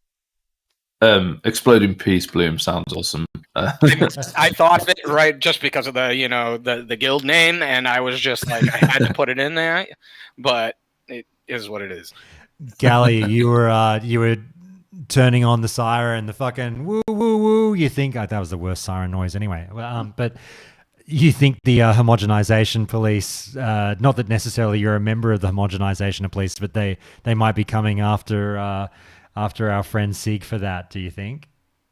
Yeah, I do think professions should have uniqueness, but I do think it sucks being locked into a profession, but it has its benefits too. So I see both sides. So I'm not on either side. I'll take whatever. It's definitely a double-edged sword. I mean, there's no, you either appease one and upset the other, or vice versa. And I get it. And I'm not saying homogenize the game by any means to retail. Take it, for as it is. I'm not saying make this retail, because I've literally quit retail to come back to this. So if that was the case, I might as well just stop playing altogether. But I'm playing hardcore while I'm talking to you guys, if that makes any difference. Kata is when the gathering professions actually got some pretty good bonuses. I don't know if anyone's playing Kata. I know everyone hates Kata around here, I think. What's that? Exactly. I don't. But there's herbalism gets not only the heal that they have in Wrath, but then it's haste buff, I think, so you kind of pop that like a trinket. So there's other things that the gathering professions get that makes it kind of more in line with the other professions. So it does happen at some point, just not the classic we've seen yet. Yeah, I'm sort of like, I'm with you guys in that I wouldn't want to see homogenization between the professions, but like, I don't know if this is a homogenization argument when I say all I want to see, and I feel like it's a relatively simple tenet to stick to, is all I want to see is a good reason to dive into every profession. Like there is something there at the end for everyone beyond what we know, and also that it creates a mildly difficult decision for either PvPers or PvEers. Like I want a hardcore PvPer or a hardcore PvEer to have to stare at 3 or 4 new choices and go, fuck. So it's not just a lock I'm taking engineering. Now I actually have to wonder about this thing. Like that's kind of where I want it to go. And like, also just to add on to that, I would love, this is a hard one to say. How do I do this? Okay. Not necessarily that I want another, profession to become the PvP profession, because I know engineering, like Ale is saying, he loves that every profession has its flavor, and engineering is the PvP for profession. I agree, that's great. But I'm wondering if there's a way in which I would hope that there would be an option where hardcore PvP is no longer just like they only really have to pick one profession because they all know they're going engineering. If there was something that made even PvPers with like blacksmithing or fucking tailoring go like, oh, I might really want that. What do I do? Do you know what I mean? They kind of did that in BC, like when you had, Stun Herald, and you had Dragon Strike, which were blacksmithing items. And then, like me and Watts were saying earlier, then jewel crafting was a thing where you got the extra stat bonus from agility or whatever your class may be from the gem that you could slot because you were a jewel crafter. So they kind of went that road BC-ish more, and I would like to see that play more of a role with like SOD. I would agree. We want it to be a dilemma. Like, what do I choose? We don't want it to be what you choose down. Yeah, I want people Chromus. I want people breaking down over their profession choice like they've been breaking down over their class choice. You know what I mean? Why? But what about this though? Like, if they made sorry, who was saying something? If they made sappers, grenades, and dynamite usable by non-engineers, then you have the quote-unquote balance that you want. See, that's a great idea, actually. People are a bit funny on that. Like, I'd love to hear you guys talk about it. Sorry, whoever was just talking, keep going. I was just going to say, like, it is a controversial thought because people have thrown that out there, but it does get shot down at times for making it a little bit too accessible. Sorry, whoever was talking, just go back. Can you guys hear me now? Yeah, we got you now, Actree. Alrighty. You go, mate. It looks like he's queued, but he's cutting in and out. Oh, okay. Sorry, keep going on the professions there. So basically, I was just kind of going in on what he said about basically taking the engineering requirement away from that.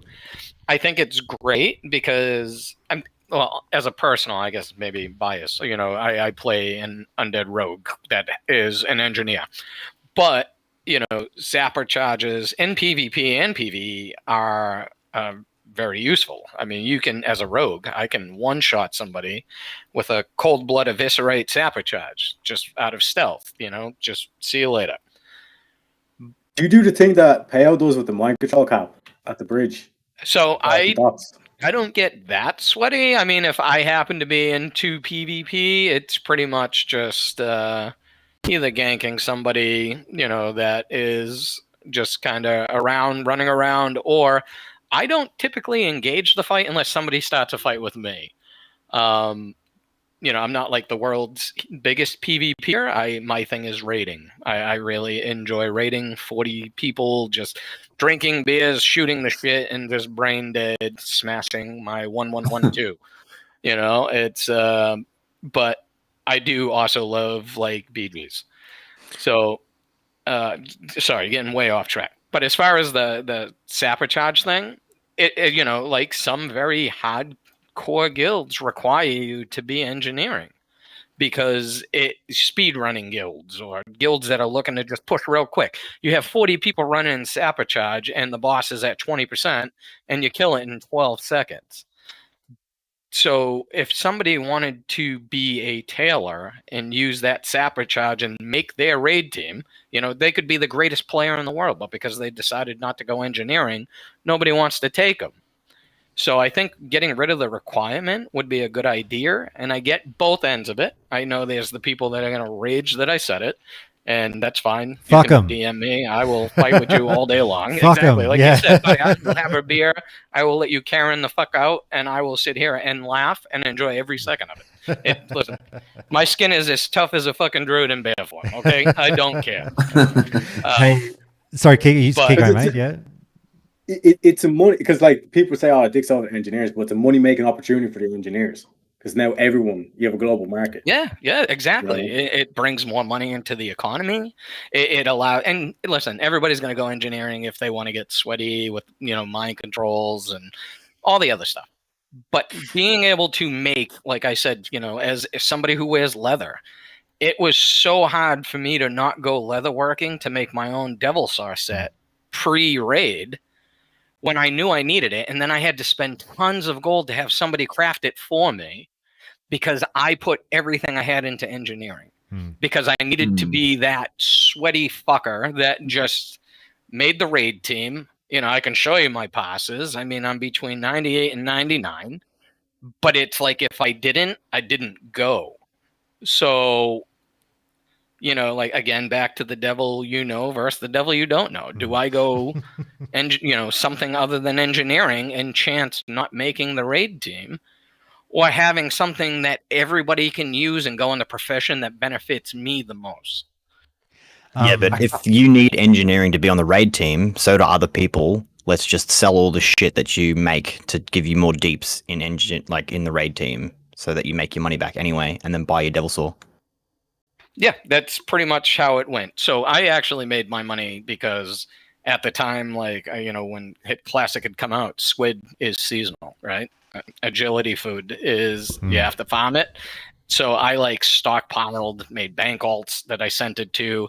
And then on the seasons that you couldn't fish squid, I made my money on the auction house selling agility food, right? So again, getting super sweaty, right? Like, okay, I knew that 6 months from now, people can't get the food, so the cost is going to go up, you know, but it's one of those things where I poured all that money I made into leveling engineering, then leveling enchanting. Like, I had no gathering profession, so you use one to make the other, and then you drop it to get even more sweaty to make something else, where you could do something like skinning and making people leather that might make you a little bit of coin, but maybe become the best skinner on your server, and everybody comes to you for skins because whatever the passive that you get for skinning is, and you get a good crowd that, hey, listen, skinning gives you, I think actually, again, it might have been Kata, where skinning gave you like 1% crit, right? I think the druid professions are a bad example though, because we know bots are going to be the best skinners and miners.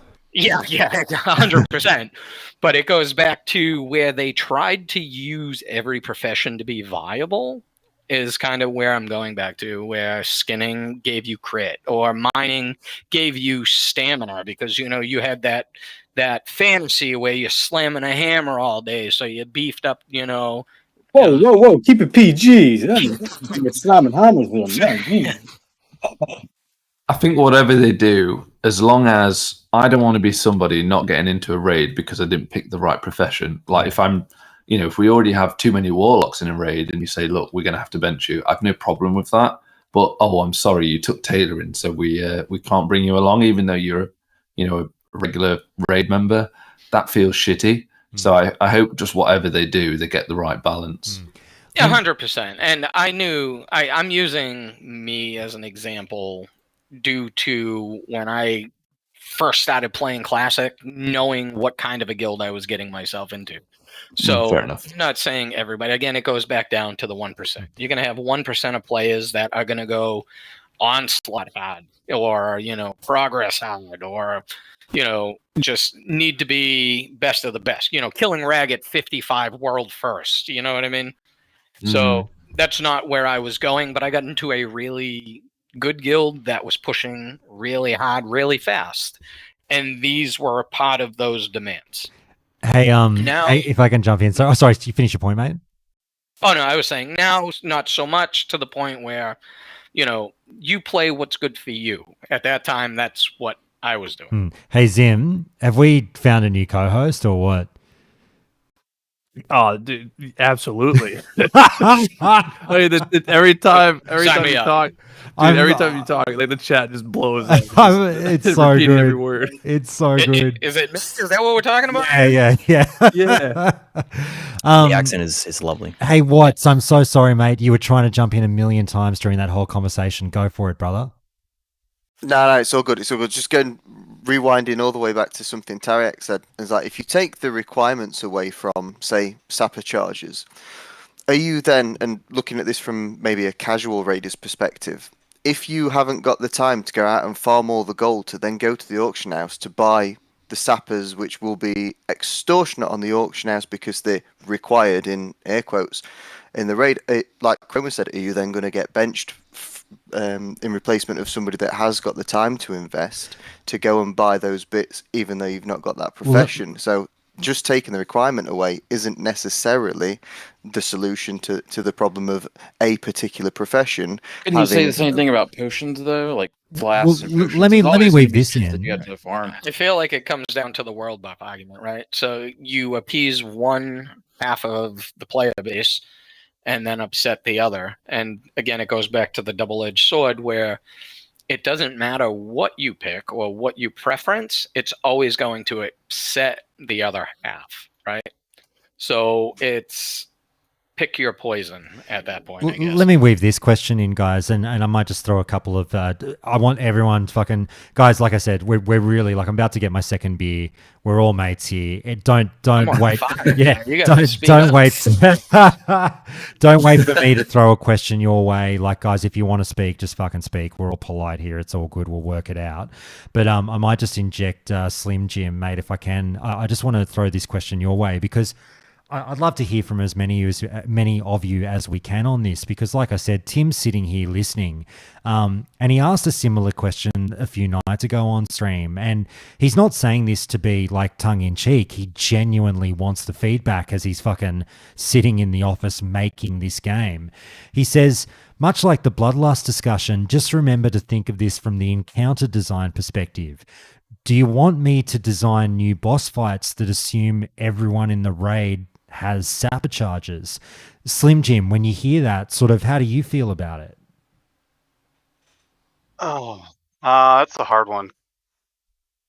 I feel like most classic raiders are just ingrained with using sapper charges on us, but I don't think you should design the encounter around the profession. As much as people may not want to hear this, if that's the case, then maybe the profession encounter. Kind of disagree with that. Like, I think it'd be hilarious if a guild brings in a bunch of sapper charges to one of the new raids, and they set them all off, and then the fucking roof falls in on them. It's like everybody dies. It's like, we're all the boss. Oh shit, we can't do that anymore. Yeah, I mean, well, that's different. I understood it as like, you would require sapper charges like Vicidius or whatever. Well, no. Sorry, more like. So, like you said, like imagine like bloodlust and sort of engineering being viewed as one and the same in terms of like we talk about accounting for burst phases with bloodlust, or accounting for a boss's HP in terms of 40 people about to pop a sapper charge. You know what I mean? Like he's saying, do you want him to? Like, do you want him to do this, but do you feel that raid bosses should specifically be drawn up with the view to the fact that guilds are going to do this shit? Or do you want them sort of maybe undertuned and, quote unquote undertuned, and then if the sweaty guild does all this sweaty stuff, well, then they just get to kill the boss harder. Do you know what I mean?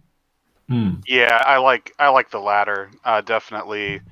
I think it would, as much as everyone likes to think they sweat, I still don't think it's the majority of people, bringing 200 gold worth of sappers to every raid. So I would hate to see it kind of go that way. And then, if you want to sweat on DMF week, everyone brings their sappers, everyone blows the bosses up. But I feel like designing it around the profession itself is maybe a bridge too far, like personally at least. Zoltar, then I feel like that's more of a retail design than a classic. Fair enough. Zoltar, then Chromus on this one, if I can, guys.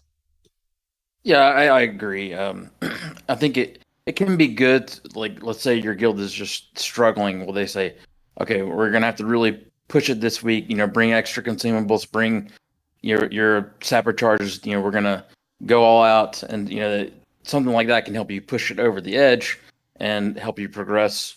So I think not designing it necessarily to require that, but having it be something that you can use to get an edge, but it's not like 100% necessary. So, God, it must be tough as a game designer. Like, you've got to design for the people who are going to go hard, and then at the same time, you need to make it accessible for the people who only get so many hours a week. And I completely agree. Like, you don't want it to be an absolute must. And it needs to be we're really pushing hard, guys. Let's go all out. Like, is it sustainable for everybody to do that every single raid? Probably not. But again, as somebody said, it's completely two sides of the same coin. And how do you design for everybody? It must be hard. Tim's at totally home. Sorry, you go. Who was that? Sorry, Kazala, was it? Yeah, go for it. I think Terry is right on that, because if we look at some and what happened there, it was necessary from Molten Core onwards to have consumes en masse, and people were not able to keep it up every week until next Rammus, and they started to dropping off at Beckler, and no one wanted to raid anymore because it was so hard to keep it up for that long, to keep farming. It was just not possible. Someone else was talking before as well. Sorry, go for it, guys. Can I jump in? Yeah. I feel a little bit weird hearing everyone say that like things are designed around sappers or engineering. I think it's completely a player-made structure and not from Blizzard. I think we talked about it before that they shouldn't design things for the bleeding edge or the 1%, because that's kind of what led us to retail. It's like I have a hard time figuring out why it's an issue if the 1% is doing something. Like the other 99% doesn't have to do what the 1% is doing. It's because it doesn't matter if you're the 1% or the 99%. It always falls into some sort of a player meta, right? Everybody wants to be the best. It doesn't matter if you are or you aren't. There's always that urge to want to be better. And people will gravitate towards the 1%, even being in the other 99% of that. I don't think that's correct. I think it's polite to know what you're doing, and it's polite in WoW to know the fight, try your hardest to get through it as fast as possible. Yeah, but even though 1% tactics or like their meta drips into the other 99%, I still don't think Blizzard should be designing things based on that. I think they should just come to the conclusion like, hey, the 1% is going to figure out a way to break whatever we do. Like they will find a way to sweat. They will find a way to disregard mechanics. They'll find jump skips. You know, like we didn't really know a jump skip in Sunwell Plateau, for example, to start the Brutalis encounter, but we found it, you know, within weeks. I don't think Blizzard should be too worried about that or spend too much time on trying to put some kind of blocks in the way of that. They should just focus on making the experience as good as possible for the average player, and whatever the 1% do, they'll do. Guys, if I can add this comment from Tim, just catching up now with chat. He said it's an interesting challenge for sure when there's only one difficulty per dungeon and raid. Consumables are so powerful in Classic, especially with resist pots too. I want to make fights fun, but making sure that they last more than 20 to 30 seconds, minimum time is obviously a gaming design challenge for sure. I don't know whether Tim's tipped his hat that soft confirmation that maybe we are only getting one difficulty. There's not going to be any heroics in Season of Discovery. I don't know. But it is definitely very interesting food for thought. Mike, I'm so sorry. There's a lot of people we haven't heard from a while. I do apologize, guys. Just yell out if you're busting to say something, just fucking start screaming. But Mike, what have you thought as you've listened to all of this? I'm not gonna lie. I was listening to some of it, and then also going AFK periodically to help my sick girlfriend. So. That's okay. Oh, that's no good. Give her our best. I'm sorry she's not doing well. Guys, that's all right, Mike. I'll give you a pass on this one. I'll throw it to someone else. Guys, an interesting question came up in terms of this whole Season of Dads thing, and Tim has been asking about the difficulty in a number of different ways over the last couple of weeks. It's funny because someone raised in chat, I think it was Drew who was on the show recently, said, look, like, guys, what happened to having content in the game that not necessarily everyone is able to clear? And I've been an advocate for this for a long time, but then that does contrast against maybe what some of you are hoping and dreaming comes with Season of Discovery, where, again, leaning into this concept of Season of Dads, the dads definitely want to be able to blast all of the content. And I mean all of the fucking content. They don't want to hit a roadblock. How do you guys feel about getting something new, but really having a heart of hearts discussion with yourself about difficulty? Do you want to be able to absolutely annihilate the potential new last boss of Season of Discovery without issue? Or do you feel like there should be some form of a content roadblock to, for something for the sweats and something for the casuals maybe to chase as a goal? I mean, sorry. Oh, go ahead. You go ahead. I was going to say, for me, it's a really good point. I completely agree. Like, just because you can't do content doesn't mean that everybody else shouldn't be able to do it, and vice versa, right? Like, you shouldn't make everything super duper easy. But I think for me, it's more about the entry level. Like, everybody should be able to have a go.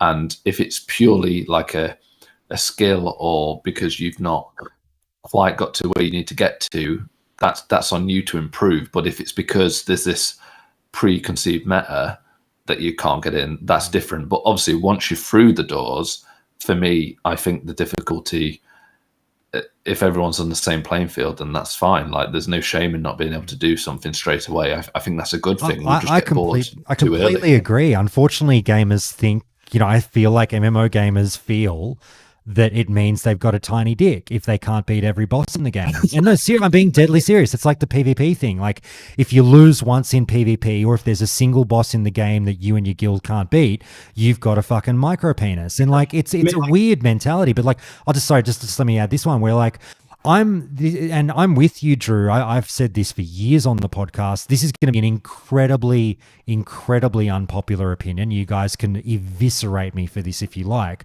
But one of my great pet peeves is seeing like what's happening in Wrath right now, where after a set amount of time, a raid tier, while it's current, gets like nerfs, or like, you as a player gets buffs so that we'll lift the guilds up that haven't been able to do it yet. Fuck that. Fuck them.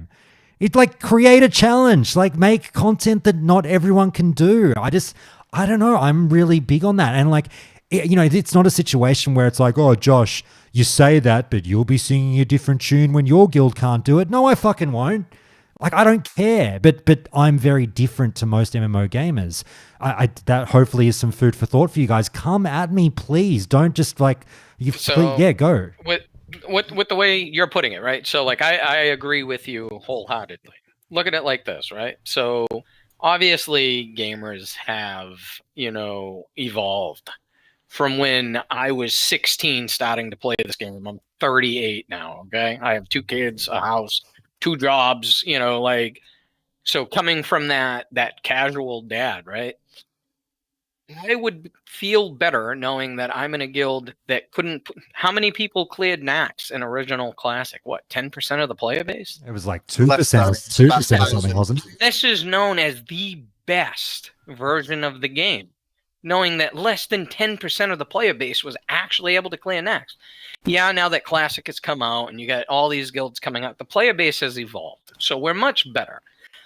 But I remember being that shitty, sweaty little 16, 17-year-old kid in my tier 5 at the time in BC with people messaging me. What happened to seeing that guy, right?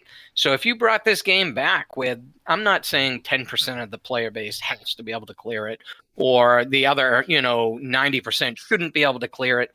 It's more or less like, if you're unable to clear it for whatever the reason may be, I feel like the difficulty should be there, not so that you can be elitist if you do it, but bring back the nostalgia of seeing that person run through Orgrimmar or Stormwind when you saw it and said, you know what, someday I'm going to be that guy. That's the most nostalgic thing to me. Like, I remember logging in and seeing people run around in gear that I didn't even know what the fuck it was, and being like, someday that's going to be me. And I worked my ass off to get there. I'll add this point. Sorry, just before whoever's about to jump in, please jump in. But I just want to add this. I appreciate, like, my statement is also particularly more controversial when you contrast it against and I believe that, like, Classic, in whatever season you're playing of Classic, inherent in its spirit, in the very fiber of its being, should be that chill factor. Like, I can have beers with the crew and play this content and have a good time, which it's obviously you can't necessarily have your cake and eat it too. I don't know, where I'm saying, like, I think there should be one raid that not everyone can do, but that kind of flies in the face of, but people should be able to have a beer in hand and fucking blast every boss and have fun with the boys. So I appreciate that I'm sort of contradicting myself here, but how do you sort of uphold both of those? It might be impossible. Well, just to tag on to what Sig was saying, that there's something that we don't consider these days that was a massive contributing factor to when vanilla was live back in 2004, 2005, and that's a hardware issue. 1,000 people didn't kill KT just because it was that hard. It was they couldn't get that far because their hardware couldn't, keep up with everything that was happening inside the raid. So then now you remove that issue and everybody's in a relatively level playing field. You could play this thing on your iPhone. Realistically, it comes down to skill. You can't put something behind a skill barrier and exclude 90% or 99% of the player base without at least giving the opportunity. And we saw that later down the line with BC more than the vanilla. How many bosses in BC got a second variant or a nerfed variant? And how many people killed those bosses and got to say, wow, I killed Magtheridon. The re-release of BC was a great example. How many people killed Magtheridon pre-nerf? And that's where we got the term pre-nerf from. So we either sit in that state of, right, there's a pre-nerf and a post-nerf version of a boss, or there's a, right, this is the difficulty, you can do it or you can't do it. It's black and white. Hardware's out the equation, it's just skill. And not everybody plays the game for that. Go ahead. We call ourselves casual, but we're sitting here in a 2-hour podcast, right, about the game. At 1:43 in the morning. Yeah, not necessarily all there is. I remember in Phase 5 helping a guild try and kill Rag, and we were proggy on it in Phase 5. There's a whole player base out there who aren't clearing these bosses. You just don't hear about them because they're not on the podcast. So I don't know if what we're saying is necessarily true, because the difficulty is there for a lot of people. You just don't hear from them necessarily. I mean, if I could jump in with that, I mean, I'm that player. I mean, I've been playing since vanilla back in the day, and I've never, cleared Nax or anything like that, And for me, season of discovery is exciting because I can finally keep up, even though, I got no time to play. You know what I mean? And so, yeah, I don't think we need to increase difficulty per se. Like we're doing great killing the boss because we have spent so many hours studying it. There are plenty of people, like you're saying yourself, who haven't done it yet, and they're really looking forward to it. So I really think the difficulty is in a good spot, and then we can create difficulty by speed running and adding extra challenges, which the community already does. I agree with that, Tito. I agree with that, and sorry, I don't want to I don't want to get myself all fucked up here. I completely agree with you. My big thing has always been, I've just been okay with, like, I don't know, a fucking 40% of raiders killing the last boss as opposed to 95%. And I'm not talking about, my whole thing isn't like, make all raiding infinitely harder. No. Like I say, we want to drink beers, we want to have fun and just decimate bosses with the boys. Have, the vast majority of the raids just be like, fucking, hell yeah, that was a piece of piss. Good job on the 99, bro. Whoopsh, whoopsh. That's sort of the spirit of what we're used to. I agree with you. But yeah, I'm the weirdo who's always just been like, I don't like everyone seeing, I don't like seeing everyone in the game wearing the gear from the last boss. I feel like the last challenge should be something a little bit special, but maybe that's just me. Completely agree. Yeah, I agree with that 100%. It's one of those things where everybody pushes themselves to be better, right? Unfortunately, the way, and it almost, I call it like the retail effect instead of like the butterfly effect. So we live in an age of technology where everything is data mined, everybody and their mother wants to be a streamer or a YouTuber or something. So it takes absolutely no time to look something up and establish whatever the meta is going to be. People now in Season of Discovery are trying to figure out what's going to be the best class, and then, or what's going to be the best race, class, whatever it may be. I mean, it's going to take less than 24 hours for every rune to be found and put online for somebody to just Google search. And then, how do I say this? Let me take you. Sorry, can I interrupt, Sig, and take you on a tangent there? Absolutely. Because we've been talking about the difficulty for a while there, and please do finish your point if you've got one on the difficulty. But just to drag you off the highway, mate. Look, what's the time that, whether you've thought about it or not, that you've attributed to your search for all the runes? Like, let's say in the circumstance, for some reason, we're on day fucking 9, and you've been level 25 for fucking 7 days. You've been searching high and low for fucking 2 runes that you can't find anywhere. Like, what are you personally going to do in the way of just looking it up? Like, do you have a point of no return where, like, fuck that, enough's enough, I'm looking this cunt up? Or are you going to push yourself to really try and find things?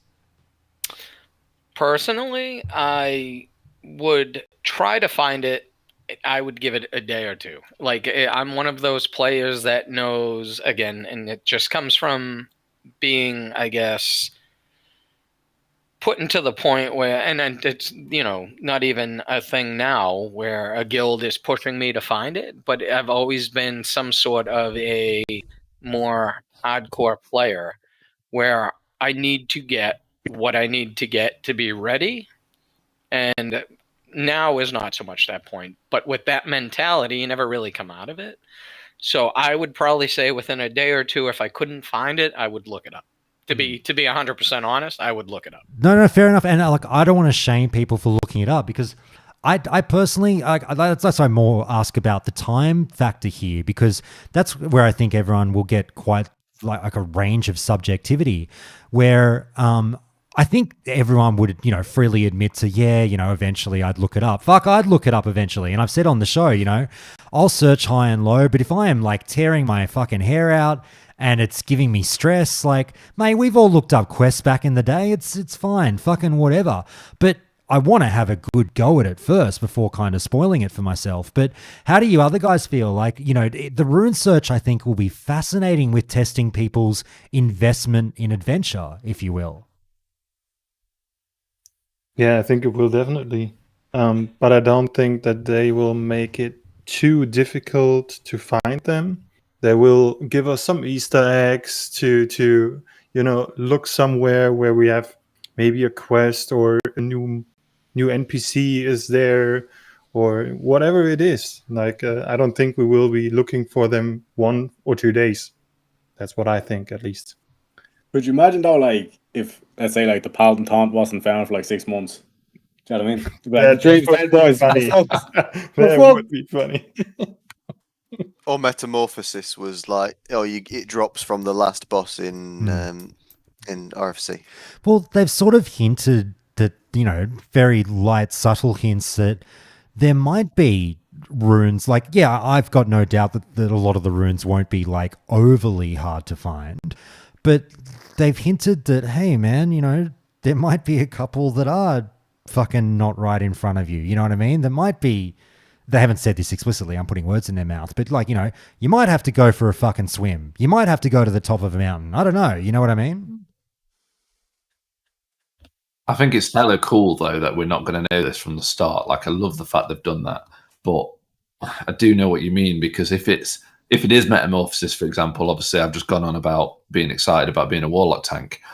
If I'm there tearing my hair out because I've still not found it and I'm seeing other Shadow Boys and I'm trying to be true to it and I'm just desperate to tank, I don't know, Dead Mines or whatever, I am going to Google it. Like, I know what I'll do. I just will. And again, it's getting that balance, isn't it? Like, I don't want to ruin it from the start. I will have a go, but if something's too hidden, but again, that's for the community to help you with. Your guild, you can work as a team. You can work with your guild and say, we found this secret. I'm looking forward to see how that plays out. Like, is it going to be almost like an information bartering kind of thing, or will people just literally just share it everywhere? Like, I'm really interested to see how that goes. Well, if you can't take part in content because your rune is hidden behind either nobody's found it yet, or you're sitting there going, no, I will not look, I will find it myself, then on one side of things you're cooking yourself, but the other side of things you're missing out on being or doing a role that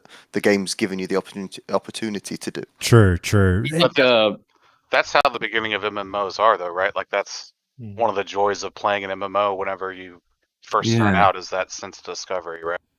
Yeah, I was going to say it's part of the social aspect, right? So if you really want Metamorphosis and you see another Warlock that already has it, and it's like, oh shit, hey buddy, how did you get that? And then they're going to tell you, and that's part of the experience. Back I started playing MMOs a long time ago, before there was even Google, and it was all, you had to find people in game and spread knowledge just by being part of the community. So well, and here's the thing: if someone, say that person, they found it on Wowhead, right, and then they're disseminating that information, yeah, it's a little bit more organic, but the source that they got it wasn't so legit, and so, but we're in that age, right? That's what's going to happen. You're going to ask someone where they got it, and they're either going to say, Google it, idiot, or like, they'll actually be helpful. Like, I don't know. It just depends. You make a good point, but yeah, I do like the idea though. Of I went the other way, like, oh, I'm just going to suffer in silence. Actually, you're absolutely right. What is stopping me just whispering someone and saying, oh, you know what, help me out? Like, can you give me a clue or whatever? Like, you've kind Sure, of 50 gold. But that's That's classic though, right? Is like that whole community experience. So that's a good. Yeah, exactly. Yeah, right. Well, on that And with the that's- community that's, experience, That's what though. we saw in hardcore. you Yeah. know? A lot of new players came in hardcore, and they were just asking in chat, "How do I do this? How I do that?" And it's great. Well, it's fun. Can I ask though, like this is on the community aspect, it's something that I've been thinking of. And again, I'm the worst person in the world. You guys fucking know that. Tim raises something that speaks to my heart where he's like, if I was the first person to find metamorphosis, I don't think I'd tell anyone, you know, exclusivity is a hell of a drug. And like, to be blatantly honest with you, you know, call me a cunt. I think I would do the same fucking thing. Like, no shit. If I'm going to, you know, have like hunk around on launch day or whatever, like we might fucking have a beer and have a chat. If I go like, oh, Hunk, oh, I just found this fucking sick rune. He goes, oh, where? I'd go, fucking find it yourself, dick face. I'm not telling you. You know what I mean? Like, granted, I'd tell him in like 24 hours or whatever if he really wanted to know. But initially, I'd be like, fuck off, dickhead. You know, I can say this to a friend and go like, you fucking find it, you know. But then also, my mind goes to, I mean, I'm wondering what to do with World Chat. You guys might love it and be like, yep, I'm going to read all of World Chat and get a really big kick out of everyone going, oh, I found this here. I found that there. I don't want to fucking read World Chat. And that is a shame because that like robs me of the community experience of people just talking shit. Have you guys thought about that at all? I'm leaving general trade. General and trade only? Yeah, no, I'm leaving all those channels. Leaving them all. I'm Yeah, leaving lines, I think I'm going to do the same. I already do that now. It's always Right, yeah, great also to that's- be. Exactly. Wife. You know what I mean? What was that, Tariak? Say it again. Track about Man Creek's wife. You know, you're going to be missing a lot of jokes here. Yeah, I mean, to be fair, I've heard them all. The Chuck Norris stuff myself. Oh, true. Give it to me. Anal jokes as well. Can't forget about the anal But jokes. like for real, like are you guys are you not worried? I guess you might not care. Like is people like, look, if people tell me 10 runes where they are before I've even had a look in World Chat, I don't care. Is that your general like take on it? I'm not really a chat reader, so I'm fine. Fair enough. Fair You got to be there on. You got to be there on launch day. I'm leaving every fucking channel. I'm gonna be that prick. I know it's weird, and I mean, fuck, you guys know I'm antisocial anyway, but that's the plan.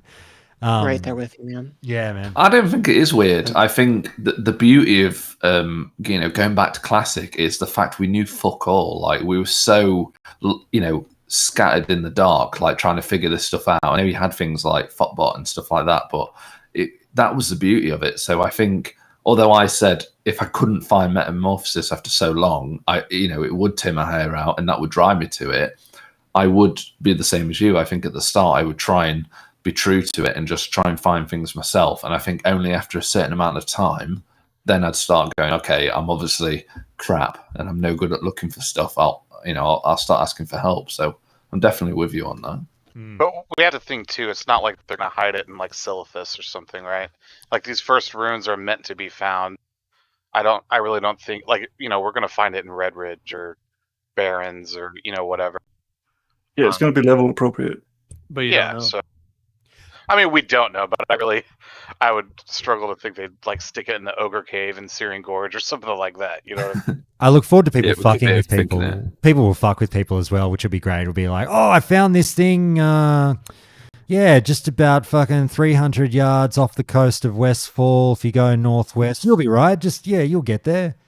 Ignore the fatigue bar. You got to keep going. Yeah. Like the other like thing, the though. Thoughtbot comments back then. Yeah. We don't know if when you discover one of these runes, can people outside of a class discover a location, or is it just something that an activity happens and it lands in your spell book or within the rune tab in the spell book, or is it something that, you know, is a drop from mobs, or is it both? Until we know exactly how you learn these runes, we're in that position again where something could be super easy and you've learned it by level 5 and you've got your core set up, or it could be I've got to dive to the bottom of this lake and find this guy under this boat. It's.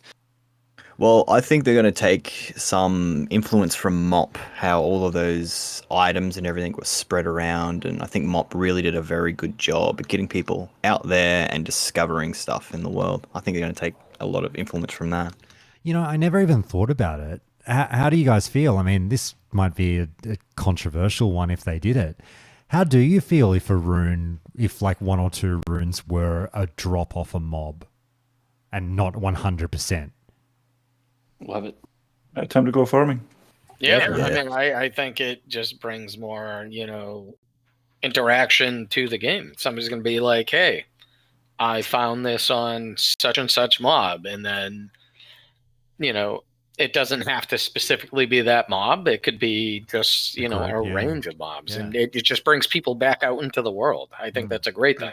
And with layering, it might not be completely impossible to get your kill. There might actually be a couple of different layers that you can actually find so the camps aren't completely wiped out.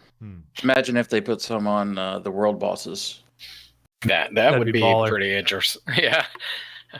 I think as long as it makes sense and it's thematic, like I'm kind of expecting like the druid aquatic form style quests, and or maybe there's like some named like ogre mage walking around, or like a orc cultist or something, like those sort of things. I don't think I'd want it to be like on a stone tusk boar and it's like, oh, here's flagellation on a stone tusk. Like that's kind of lazy, but as long as it makes sense and it's immersive, that's what I'm looking forward to, because I've always really liked the class specific sort of story stuff, and I hope they kind of lean into that really hard. It would be cool. I have something that I'd like to get some feedback on. Go for it. We're actually having a guild meeting soon, and one of the things we're going to talk about is deciding on what kind of server to go on, like a PvE or PvP in general. Personally, I'm really hyped up about this Ashenvale PvP event. So how bad do you think that's going to be if you go on a PvE server? Is it just going to be like dead pretty much?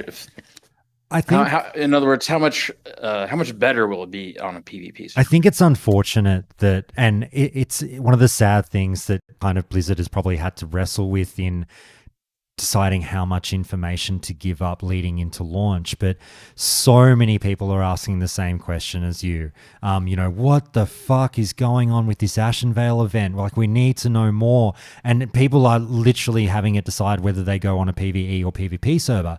And we just don't know enough, do we? And it's kind of like I don't begrudge Blizzard for not giving up more details, but it is a shame that it has kind of become a crucial talking point for such a big decision for so many guilds. I think there is some info out there. Does anyone know of or has seen anything in relation to, like, don't you have to kill, haven't they said something like you have to kill certain things to start the event? I don't know. Yeah, certain amount of player kills, I think.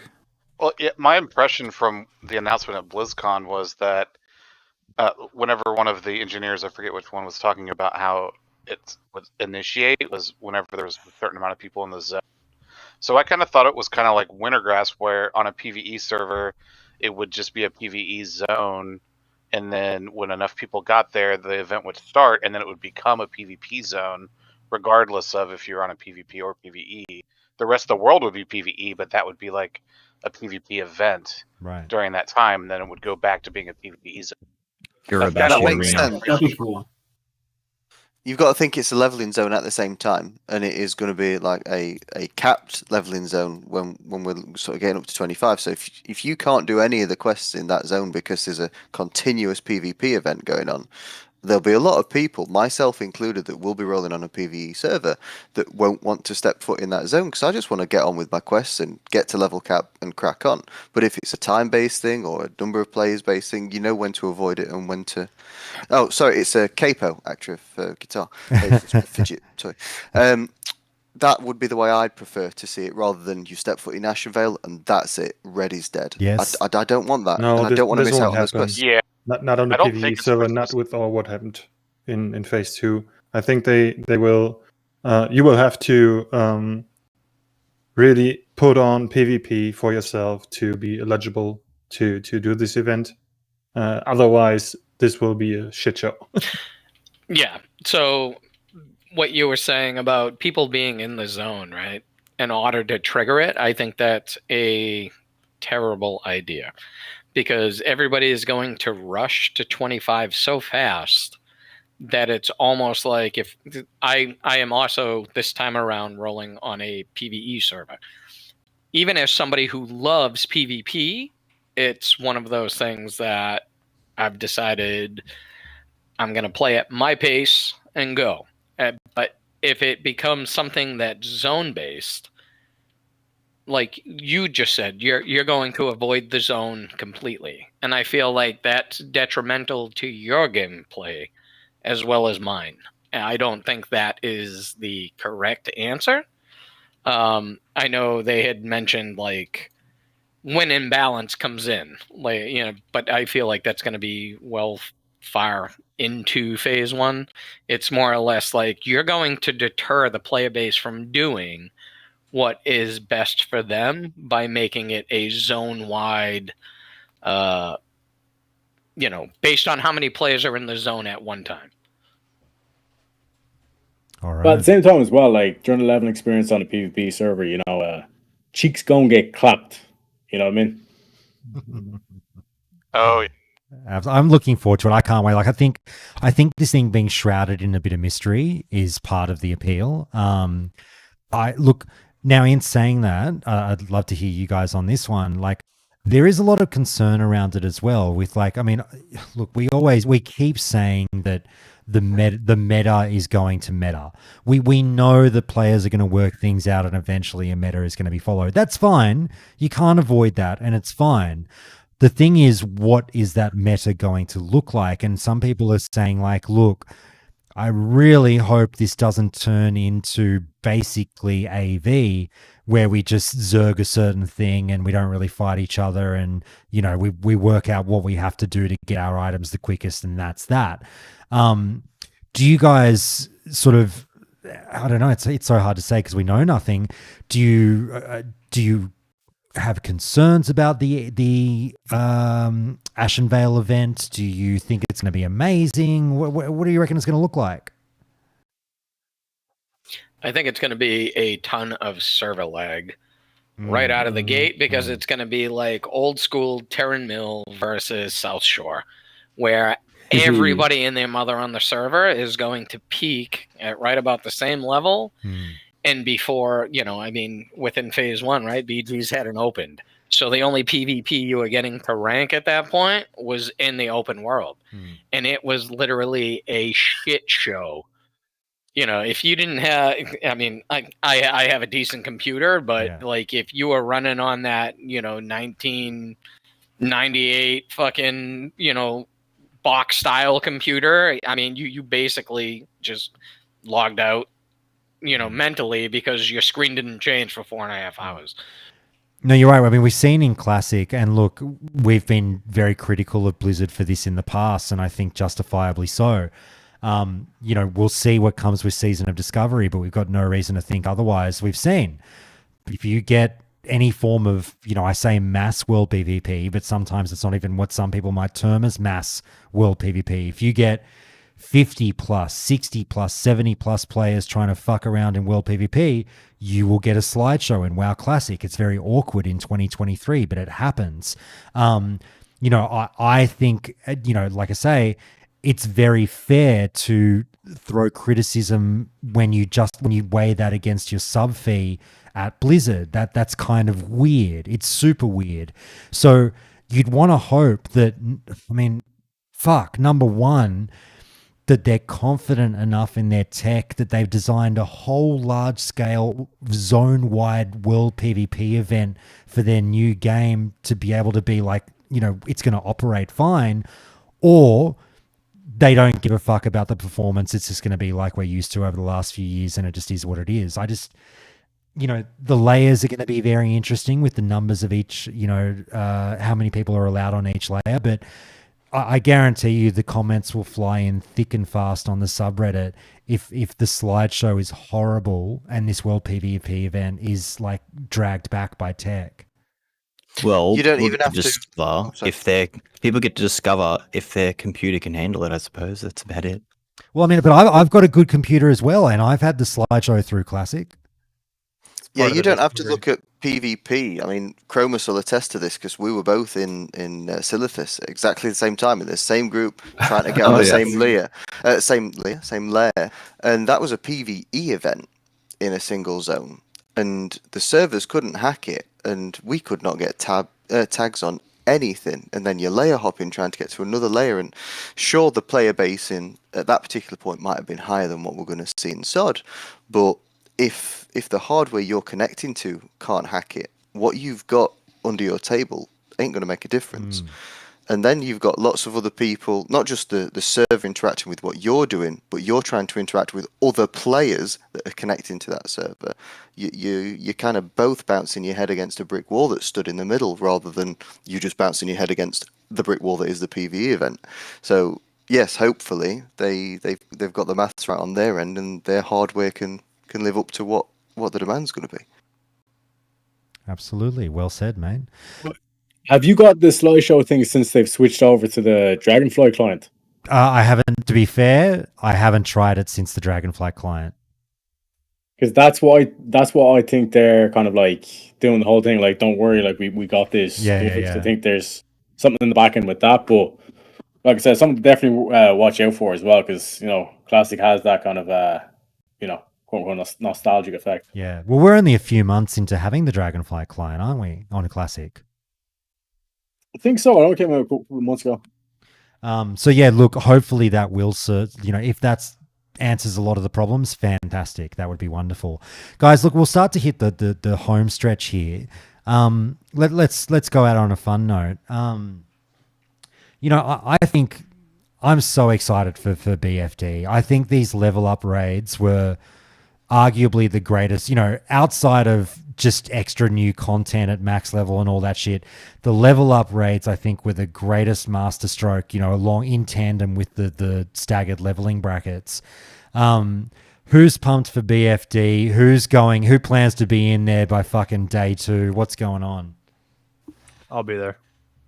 Gotta be. I'm hoping to hit 25 night 1 and then going from there. That's I it. took work off again, so I'm in. Did you guys see the 30th and the 1st off, ready to go. That's the way. Did you see that? I think Warcraft Logs has already organized to have passes for BFD or something. God.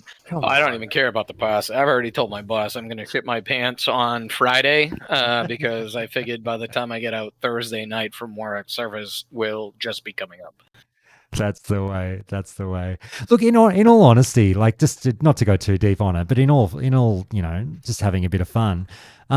There's no shame in it. Like, are you guys looking forward to not only seeing what kind of DPS the new classes and specs can do, but also maybe having the tongue-in-cheek log of BFD at level 25?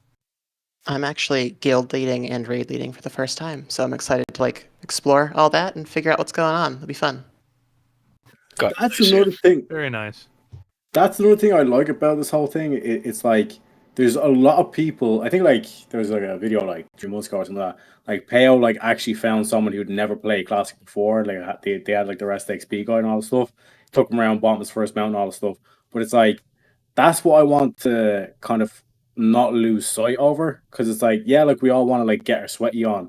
You know what I'm saying? Like Jeffrey Epstein in a crash. In terms of the whole, we going there tonight, boys. But that's why I don't want Blizzard to lose sight of that. It's there is new players that can come into the game and all that stuff, but to make it accessible, where it's if you want to tank patchwork, you're gonna have to understand armor cap, mitigation cap, all that stuff, and be able to reduce the damage, all that kind of stuff. You're gonna have to be able to use those consumes, slowly edging them into it, and you kind of see. I can't mention some of the stuff with the thing, but you can see it with some of the stuff that they're implementing with the content coming out, that they're slowly going to be almost teaching you into this whole kind of thing of making sure like spell power stuff on the weapon, or we spoke about the engineering or kind of stuff like that as well. Some stuff that the traditional top 1% or the sweaty players they're already kind of using on the fly. that's what I want to see them kind of like bring in. If you get me, like the aim towards the newer player and make sure it's all kind of accessible. But again, like I said, make sure that the top 1% aren't like bored out of their brains. Fuck, I'm gonna have to sign Sig and Tarayak to the fucking Countdown spin-off, aren't I? Can I just say this though as well? And yes, mate. We have a massive responsibility as the established player base. If we come across new players or we are able to identify that somebody isn't quite clued up on what they're doing, kill them. Got we it. need to. Yeah, no, fuck them. No, we need to be the ones that that offer the helping hand. We don't want to be the sweaty guys like, what the fuck are you doing? You're doing that wrong. We have a responsibility to go. Look, here's some help. Let's hold your hand through this. Let's and then help you lie to them, give them misinformation. Yeah. You tell them to swim Tell out. them wrong. Just that fatigue bar don't mean shit. Yeah. No, just on a level like drowning is just a recommendation, right? Yeah. Exactly. You don't need exactly air. right. Hey, but there will be people that haven't played this game before, and it's on us to make sure that they have just as good an experience as we do. Very well said. And we benefit from that as well. Absolutely. Because the community grows. It becomes so. I have my other rig for my kid, so I hope my kid runs into people like you instead of people more like me, because I'm the dick that's gonna gank. I'm level 2. He's gonna quit the game. Is your kid gonna play on a PvP server? No, he's gonna play on my side. I gave him. I was gonna say fucking baptism of fire. Yeah, no, he's so I'm Sig. My son's name is literally Little Sig. Oh, there you go. Very good. CL. Hey, so, do we have this'll be any? a new experience. Do we have any PvP aficionados here? Because just real quick, I mean, you guys know I'm a PvP fan. We get all the, I made a joke about all the tier lists and the DPS rankings and everything, but that's always from a fucking raid perspective. Let's have the argument here real quick as our final point as we're going out. Who seriously thinks that which spec is going to fucking slap the hardest in this thing so far at 25? It's 100% Paladin. And yeah, so I mean, you get all these pallies that just went like ape shit because they got 2 seconds added to Crusader Strike. And they are sealed, does no longer does AoE. I feel like they're still going to fucking one-shot you, 100%. Although I will say, for someone who was interested in playing Druid, I am very interested to see what happens on a Pounce with a Wind Fury Pro. Oh, I think ferals are going to be scary as fuck. I do too. And that's one of those coming from somebody who likes to PvP a lot and has been a rogue, right? Just say, kill you in 3 seconds on a character. I am really, really excited to see how Feral is going to play out with Wind Fury. Because it's one of those things where now you finally have, the proc isn't like a weapon thing where you're able to put your sharpening stones. It's not like a shaman at Wind Fury at 30 that imbues their weapon and then one-shot you. You have a druid who can use a sharpening stone, whatever buffs they have, and then a chance to proc that on top. They're going to be scary as fuck. That's my assumption. The one thing I would add to that though is to keep this sort of X factor in mind. Look, I am afraid of paladins because the people who play paladin and will be playing paladin on Season of Discovery have played paladins for years and never do anything but play paladin. Same with the warriors, right? The thing with druid, the thing with warlock, the thing with shaman is I'm not shaking in my booties when I see any of those classes in game, not because they're not powerful, but because half of the cunts driving them won't know what the fuck they're doing because they're brand new to the class. The main problem is a lot of classes don't really have their kits, and paladins, hunters not so much, but hunters is more of a mechanic thing. But paladins get all of their stuff so early, and rogues somewhat, they still have gouge, but you don't have kidney shot. You have the range kidney shot. So I think rogues could be a problem, but paladins just like they just have so much burst for low level, and people don't really have any answers for it. Like you don't have ice block, you don't have like druids won't have enough mana to be shifted out of form and into form a million times and stuff like that. Yeah, They but don't have travel form. Yeah, honestly, with the amount of talent points, Furor, which is what reduces, you don't have your Wolf Helm. So I feel like power shifting in the 25 phase 1 is not really going to be a thing. You're going to be out of mana after 2 or 3 shifts. So it's going to be either a full feral build, right, where you're going to be able to get just 1 point into the crit that gives you the extra combo points, or you're going to end up going more into the balance tree, which is going to give you straight damage, given the take that you're able to actually just auto attack everybody down with Savage Roar being a 30% increase. So is it viable PvP wise? Yeah, sure, if you can stick to your target, but it's going to be very difficult. Rogues 100% are going to be, and they've always been a problem. It just depends on how early. So like you can get the quick draw stuff. Combat might be more viable as far as like I was telling you, like I love assassination, but the problem is you're not going to be able to mutilate anybody, right, at 25. So the poison damage or bleed damage that you're going to get, yeah, it's great if you're able to get your combo points up, but it's going to be 110 resets, where combat's going to go in, balls to the wall, slap your face, run off, and of course, rogue resets are a thing, but they're going to be more of a aggressor than a playback, where other specs I feel are going to be more subtle. Rogue combat is going to be like dicks out in your face, teabag you when you're dead, walk off laughing. But Feral has the potential to be really scary. Maybe not so much phase 1. We'll see as it goes, but I still feel like, look at, you have somebody like, say, Soda popping, right? Like, somebody with that level of druid is going to make your life hell. And it doesn't really matter what phase you're in. Druid and Rogue really scare me. Paladin is going to have a lot to outload up front in phase 1 at low levels. But I feel like people are also still sleeping on Warriors, thinking like, hey, we're out of that meta. And Warriors are still going to be scary. Give them extra rage. Give them the ability to charge in any stance. Or it's really up in the air. I feel like every class has a reason to be afraid of. Yeah, and then that's why I think the classes that can drop combat are going to be the best ones, because when you drop combat, you can macro gear swap with different runes and get different abilities and fuck somebody up. So I think people are sleeping on Balance Druid a little bit for 25. I feel that way too. I know how Balance Druids play as somebody who does a lot of mythic raiding and retail. And I hate to say it, but you let them get a couple. I'm afraid of Star Surge. That's my thing. I don't know how it's going to play out in Classic, but from somebody who's played retail at a very high level, listen, I've gone into BGs and been one shot by Druids hitting me with Star Surge. So if this is any inkling of how Blizzard's going to bring it in, that's a very dangerous ability.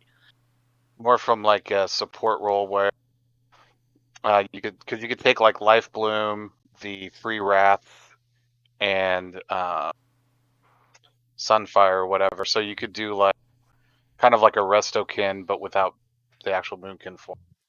Yeah. I'm actually interested to see.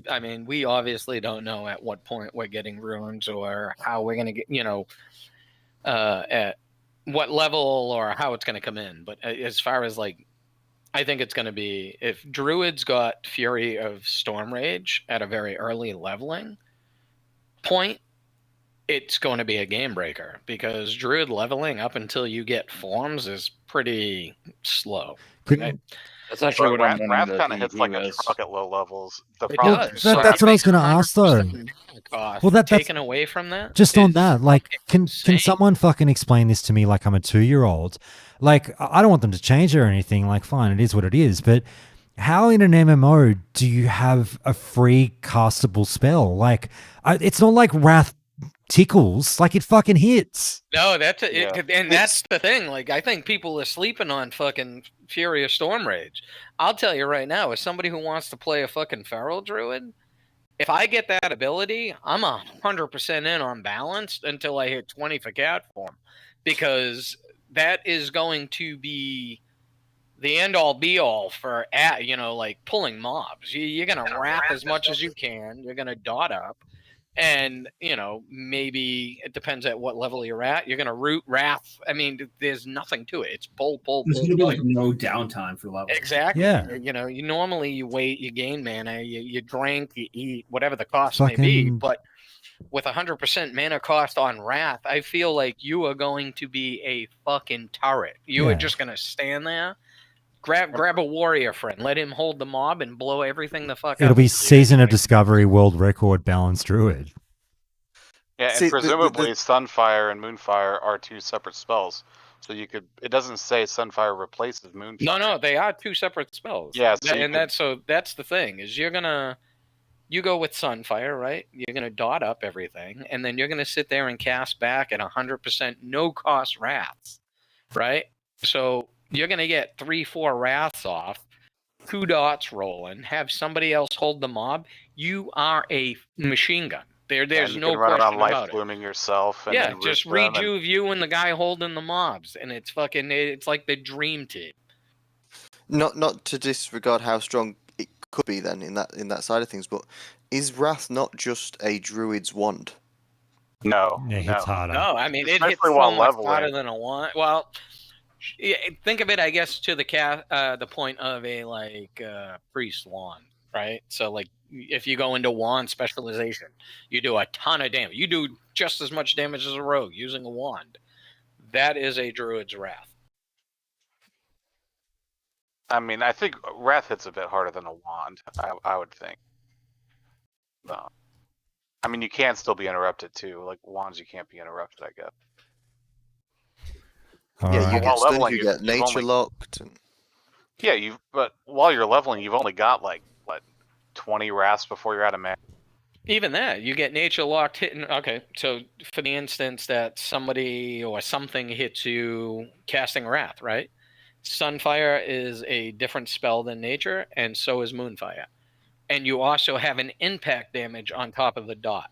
So just spam the 2 until you're not locked, and then go back into your wrath spam. You're going to have the mana because there's no cost to what you were wrathing prior to being locked. You've sold me on Moonkin, right? Just something Sig said there that I am going to off track it slightly from PvP / Balanced Druid, but you know how you mentioned if you found the rune around Balanced Druid, that would probably dictate how you play until a certain level. I must admit I'm the same. I'm very excited to tank, but if I started finding Destruction Warlock runes early on, that might persuade me to actually go down a different path. Has anyone else been thinking the same? Like, would the order you discover runes dictate things for I you? hadn't even thought of it. Now I feel like an idiot for not thinking of it. So I guess in a way I'll kind of retract what I said, but still iterate on that fact. If I had gotten that rune, I would use it up until the point that I found something for my specialization. So say Mangle, right? Mangle as a feral druid is huge, 160% damage, right? Weapon damage, whatever it might be. In bear format, level 10, 160%. I'm going to be mangling everything to death. For me, as a melee, that is more viable than me trying to cast. And I use druid bars to keep track of my mana in forms, right? For power shifting or whatever it may be. So where I'm not going to be power shifting, I'm going to be running around in a bear. Or if I got Wild Strikes, which would give me Wind Fury, which then allows me to also Wind Fury things as a bear, I would use those as my specialization instead of wrathing things. I'm saying more wrath as the point is, say, level 2, gaining Rage of, Storm Rage. Sorry, I almost said Storm Wind. Storm Rage at a very early level where I don't have forms, that becomes a critically important way of leveling, because now your mana cost on that particular spell is just invalid. You're just going to spam wrath on everything, whether you're leveling solo or leveling with somebody else. That is going to be the number one ability you use. And then when you get roots, right, you're gonna dot, you're gonna root, and you're gonna spam wrath until your roots break. And by the time the mob hits you, it's dead. And you're just gonna rinse and repeat. There is gonna be no downtime leveling as a balanced druid with Storm Rage, because you are gonna be pumping out so many wraths that you're not gonna know what you're gonna spin in circles, tabbing and fucking hitting everything you see. Just to, you're gonna be a grind fucking druid at that point. It doesn't matter who's around you, what's around you. You're just gonna tab it. You're gonna dot it, and you're gonna fucking kill it, and you're gonna just keep moving on. Guys, I might start to wrap it up there on that strong note. Otherwise, trust me, we could be here for 6 hours, but I'll fucking pass out. But guys, you've been fucking killing it. Thank you so much. One last thing. So Rob, I didn't throw it to you, mate. I'm so sorry. Was there something you wanted to add in before we go, Rob? Maybe he's still on mute. That's all right. Let me know if so, Rob. Oh, there he is. Yeah, do you want to the point that's made? I think there'll be more new players than we've seen in a long time, and we don't remember what class it's about. It is about options and helping people out. And I think it'll be amazing to play with loads of new people. And obviously, we'll be sweaty alongside that. And the last thing I wanted to say was I want two-handed enhancement. I just want to PvP, PvE, two-handed enhancement if it's possible. All right. We're all holding out on that one. Yeah, I'm sure something will be done. If I was to bet on it, I would bet yes rather than no. But very well said, Rob. You guys are all too wholesome. Everyone's saying, embrace the community, grow the community, be nice to one another. And that's going to look really odd in contrast to the PvP that you're going to see on my streams once the game is launched. But absolutely, I stand by what everyone said. Please do go make friends and have a blast on launch, everyone. Look, we'll all just say our goodbyes. I won't do it individually. I would be here for fucking hours. But everyone here, look, I'm so sorry, guys, that some people went a really long time in between talking and not everyone got to say very much. But thank you so much for taking the time to be here and hang out. This was a really fun chat. This was everything I wanted it to be, just to shoot the shit prior to launch. So I'm fucking excited. Obviously I'm excited. I've been pumping out the content. I hope you guys are excited too. Have a wonderful launch. And guys, I'll end the recording here, but I'll stay live on stream and just, shoot the shit with you guys. Thanks so much, everyone. It's been a pleasure.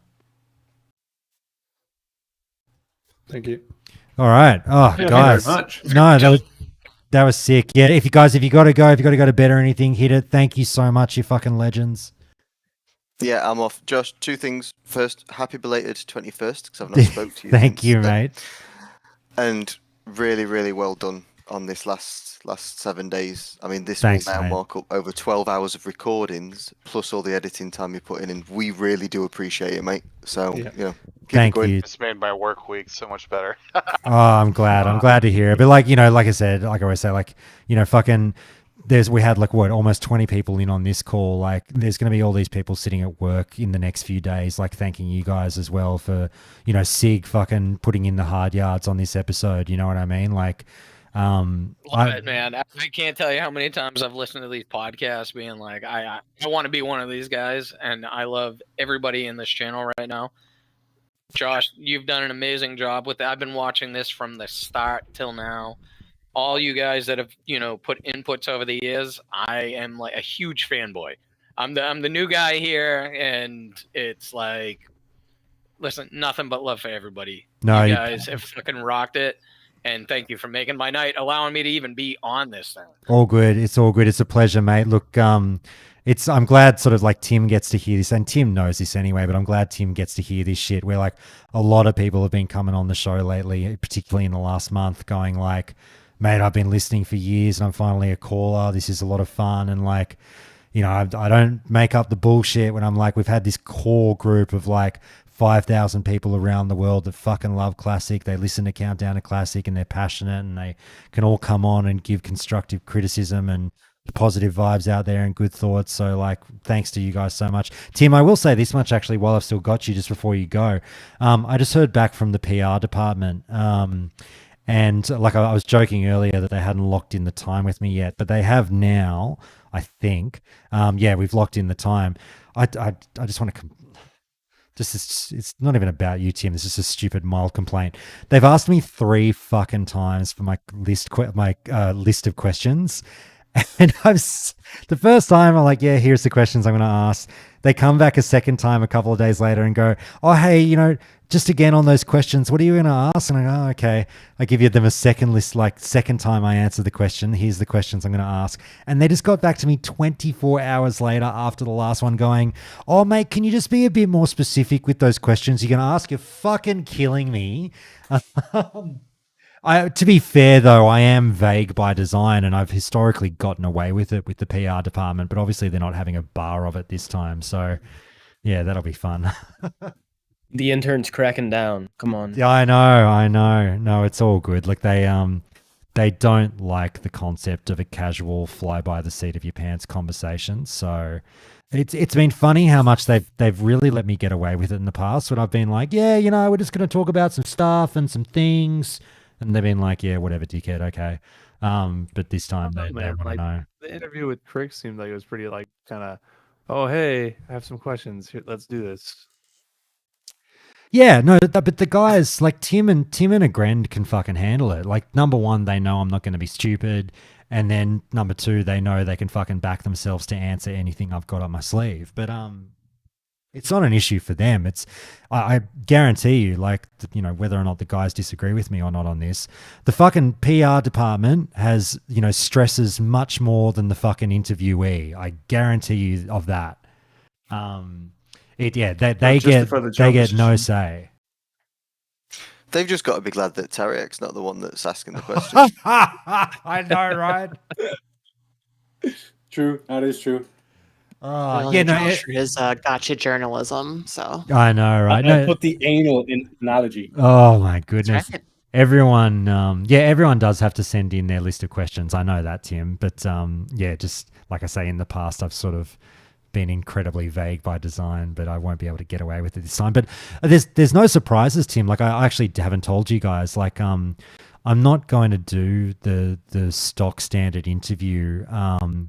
I don't want to sit there and look like a dickhead asking you questions. I mean, I do that naturally anyway, but I don't want to sit there for 20 minutes asking questions that you can't fucking answer. And I know a lot of people are going to do that with you. Oh, tell us about this. Yeah, we'd really rather you just discover it in the game. Oh, but what about that? Yeah, you're probably just going to have to wait and see. Like, I don't want to do that.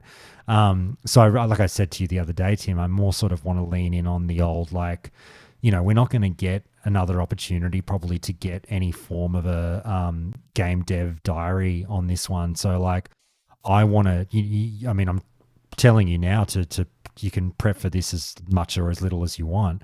All I'm going to ask you is fucking go through each class and say, tell us what the design philosophy was and fucking, tell us how this thing got made and, what ideas didn't work, what ideas did you want to lean in on and build around, and what can people expect, how can they expect this thing to drive given what you have in mind for it? They're pretty vague and easy open questions, so we'll just rip through all the classes doing that. I mean, are you guys, I know you guys probably have a million questions you wish you could ask the guys. But I mean, I would hope that the listeners are mostly okay with me more getting a making of interview as opposed to answers to questions we're going to fucking know in 48 hours. Do you know what I mean?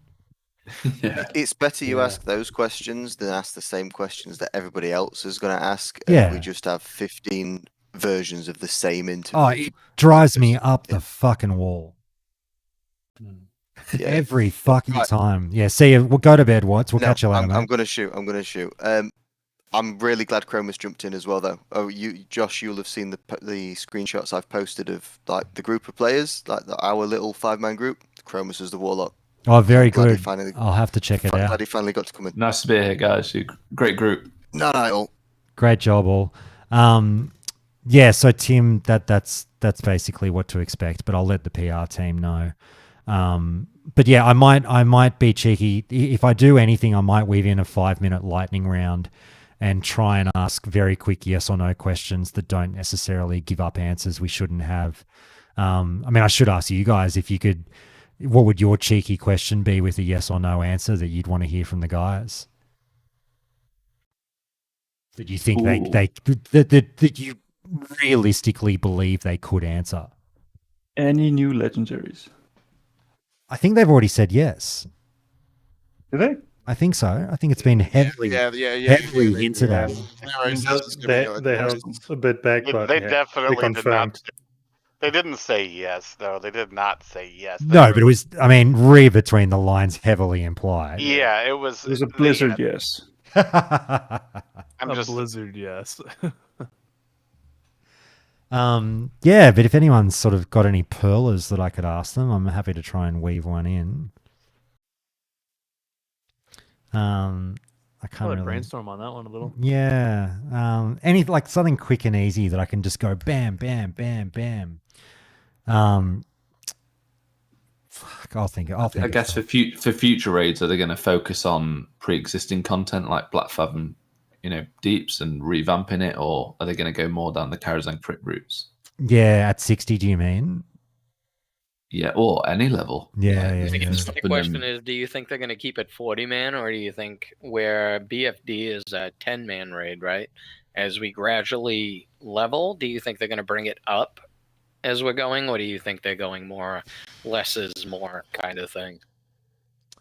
Yeah, it's be interesting to see what they do with that, because they've said that 40. Well, Grand is basically not confirmed, but said that there are 40-man raids. Well, I know they said like the normal classic raids will still be, doable. Yeah. But as far as what we see coming, do we think they're moving more towards a, say, 20-man or a 10-man or 30-man? Yeah. Or do we think we're 10 for BFD? You think you're going maybe up in 10s, or what are we thinking there? And also, like, man, as Tim sort of said earlier, whether or not it was a tip of the hat and I'm reading into it too much, but like there's not going to be multiple difficulties. So what are they doing with the numbers? It will be interesting.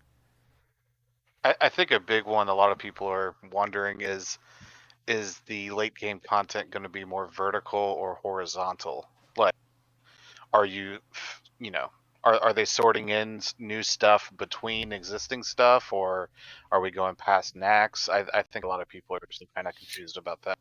I'm excited to see the raids coming in the phases, and obviously like the newer raids are going to be the hype, right? But like think of like where everything has reworked, the going back to like balance druids, right? Balance druids running like ETS in a new 40-man Scarlet Monastery. Like our guild's going to push the old content for stuff they know is good in classic and SOD with the new stuff that's coming out.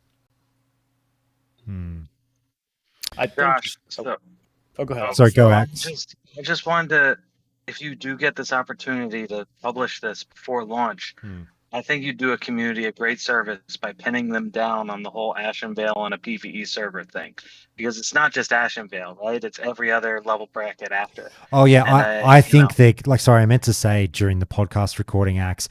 I think that like during the press tour, they generally have a half a dozen talking points that are revealed. Like they turn over a few more cards in their hand, and there will be new details that we didn't know, and they will get repeated across a few interviews. But generally what they do is they'll save one or two tidbits per interview and drop new pieces for everyone, so everyone gets a little bit of a scoop.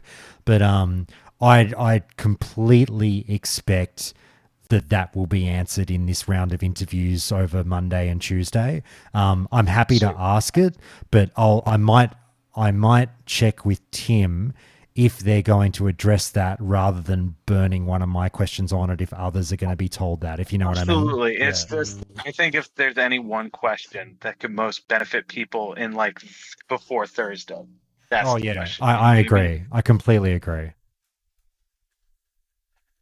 We were just kind of talking about the 40-man versus 20-man raid, and that kind of got brought up on this latest Warcraft Reloaded episode. They were talking about that, and I feel like with our player power, as long as they don't do a lot of big changes to the raids, I feel like you'll be able to go into MC, pretty early on with 30, and hell, a couple lockouts later, 25, 20 people, and kind of artificially make your 20-man raids. Yeah. I mean, phase 5, phase 6, you'd be able to 20-man Molten Core pretty easily with the current stuff, just because of gear power. I hadn't even thought of that. I think that's actually like weirdly a good idea. I don't know. So I personally, I think they'll keep 10 and 20. Any new content will either be 10 and 20 because they just realize that 40 is so hard to work with. Yeah. But if you want to take 40 people and do a fucking 40-man Molten Core speed run, juiced up on characters, and do it in 17 minutes, hell, you have 20 people go one way, 20 people go the other. You saw that in the hardcore circuit.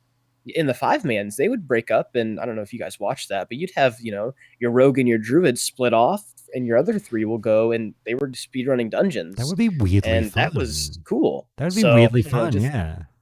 I do think 10 and 25 is a lot easier to work with the option to do 40. You optimize it for 10 and 20, but if you want to take more in, who cares, right? That's yeah, also 20 man is where you need sappers. Right, like I wanted to come in off the top rail on that question, but I had a screaming baby, so I didn't want to, expose a whole podcast to that. But make things easy as shit. If 40 drunk people can't do it, it's not easy enough, you know. But like, do your soul level 1 run, do your 20-man MC, I feel bad for not clarifying. Going back to the, Sorry, you go. Talking about the encounter difficulty, I didn't get a chance to say this earlier, but I think there's a fine line between like the 2 types of difficulty in my mind, at least, is like complexity and tuning. I feel like those are 2 different types of difficulty, and I feel like retail is kind of like the complexity side, and then I feel like classic is really good to have the tuning side. I like to think about BC like done well, or SCC like pre-nerf stuff like, or SSC. I feel like tuning the fights up makes classic fun because things become a DPS race, or they become like maybe your tank needs to have more health or something, rather than having like a laundry list of mechanics to memorize or have an add-on tell you when to do what or whatever. I kind of prefer that the tuning side of things to be turned up, so that it gives people the sort of agency to really pump, or to be a big beefy tank, or you can like split up, and if you can do that much damage, you can kill a boss with less people or whatever, like 5-manning an Exia or something. I think I'd add a third layer though, and we touched on it earlier, is the information side of it. Like, we know MC like the back of our hand. If they introduce a new raid or dungeon or whatever that we don't know about, that's instantly going to make it more difficult because we don't have years and years of farming guides on it. So that's where I'm really excited when they showed up the Karazhan Crypts image. It's like, oh, okay, they are considering things that we've not done before. They're not just going to revamp Dead Mines, Black Fathom Deeps, all this kind of stuff. Like, I'm really interested to see where they go with that, because that could kind of catch us off guard as well. Zombie Medivh to be the last boss. Riot. Very good. And interesting will be with the new raids, how will they tune it? Because we don't know the player power right now, and I don't know how much Blizzard knows right now, because, I mean, we will crack it open and we'll have so overpowered classes. It will be interesting to see. Yeah. Hey, can you guys hear me? Yep. I hope it's like Brutalis or Muru or like Leotheris, pre-nerf, stuff like that's kind of what I'm hoping for. Yeah. Sorry, was that you? Was that you, Chenis, before? Yeah, it was. I was just going to say that the question that No Name Miller put in the chat is pretty interesting. Like, what changes from other servers are we going to expect to be implemented in the SOD, right? So, like, for example, the 1 dungeon a day lockout from hardcore, or like the Black Lotus respawn stuff from SOD. I'm only, I know you guys might disagree. Personally, I only expect a couple of things to carry over from SOM. Like, I don't expect anything from hardcore, I don't think. But for SOM, I would think that things like they talked about with the procs maybe being a thing. I think with the node positioning might be a thing. But like, I don't necessarily think that they might keep the SOM raid mechanics. They might, but I think more just the general I don't know. Actually, the more I think on it, I think they're introducing SOM-esque mechanics in terms of like what we're seeing in BFD and whatnot, where we'll get these level up raids where it's like, look, it's not just a tank and spank. You might have to do a little something, but we're not going to ask you to do too much. I just think we might see a bit more of that. But I don't know necessarily whether they would transplant the SOM MC into SOD. Do you know what I mean? Also, did anybody here play a Ret Paladin in TBC and you got stuck in the no win theory group? No.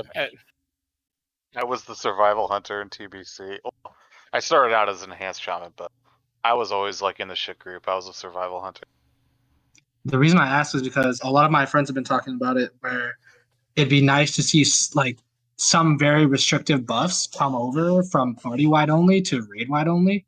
And I don't know how you guys feel about it, but we're pretty passionate about like it really sucks for a certain player to like be compartmentalized to a certain group and like relegated to a group where they're not maximizing their DPS, but because they're in the group, other people are maximizing their DPS. If that makes sense, like kind of being the odd man out. Like Paladins didn't do as much damage in TBC, so nobody gave a shit about if they were in an optimal group, right? As long as they were getting the Crusader Strike refresh on judges. Right. You mean like having the cool kids club sort of thing of only these people get to do the DPS in that group? Right. Or like the raid leader and his girlfriend or something like that. Well, see, and Paladins they're one of the few people who have the replenishment thing, right? Like with the Seal of Martyrdom or whatever, where they give mana back and Shamans have it too. So like I could foresee a Ret Paladin stuck in like a group of, healers or mages. Yeah, and then you're not going to get Wind Fury and stuff like that, which would suck, or Leader of the Pack or whatever. Yeah, that's another thing too. Feral Druids bring Wind Fury and Leader of the Pack now, but they're both only party wide. So it's like if you're not a Feral Druid group and even like a Hunter wants Feral Leader of the Pack, right? So it's like if you're not in the Feral Druid group, you're just screwed, right? And Horde Hunters are forced to use Kings too, kind of like the aspect of the Lion. Yeah, although, so going to the aspect of the Lion thing, right? So they're giving you 30% damage, where aspect of the Hawk, I believe, is 20.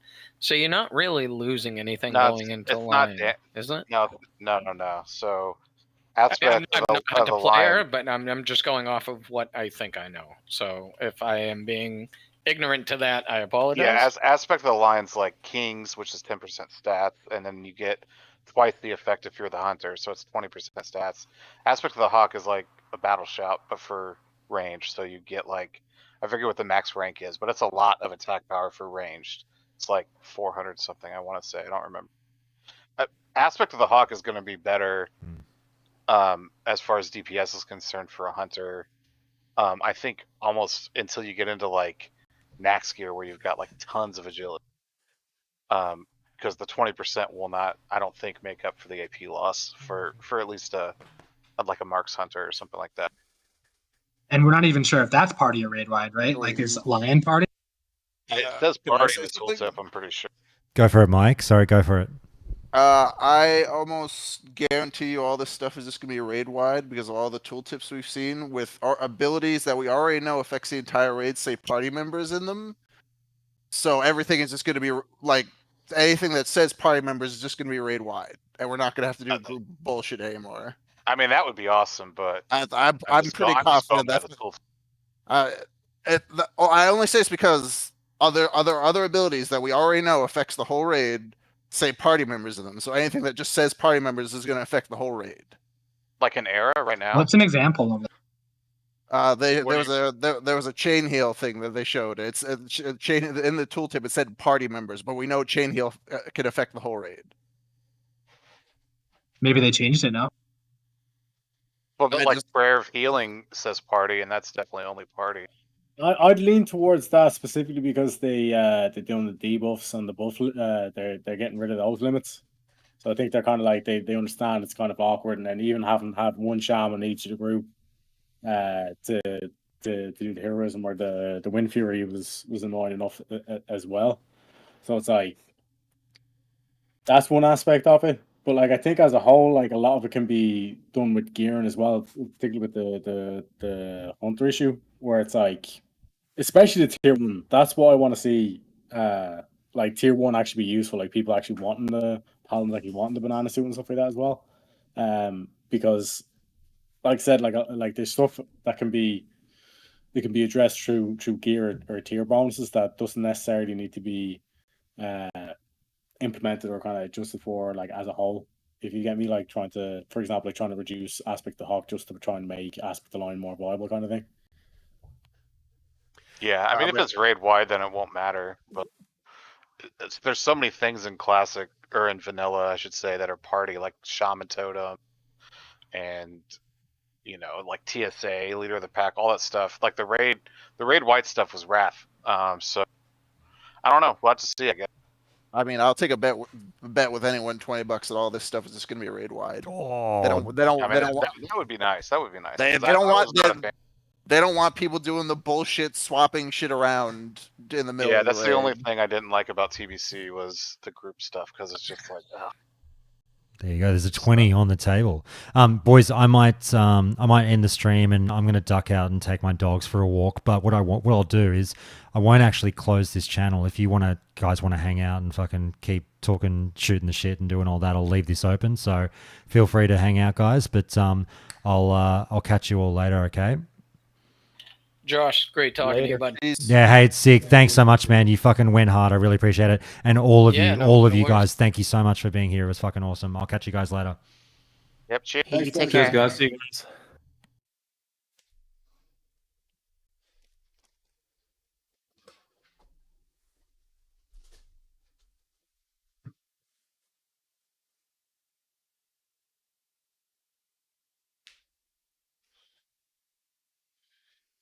Monkey. What's up? You don't want a nap? Sorry? Oh, I just realized I'm still streaming. Sorry, YouTube. I'll see you later.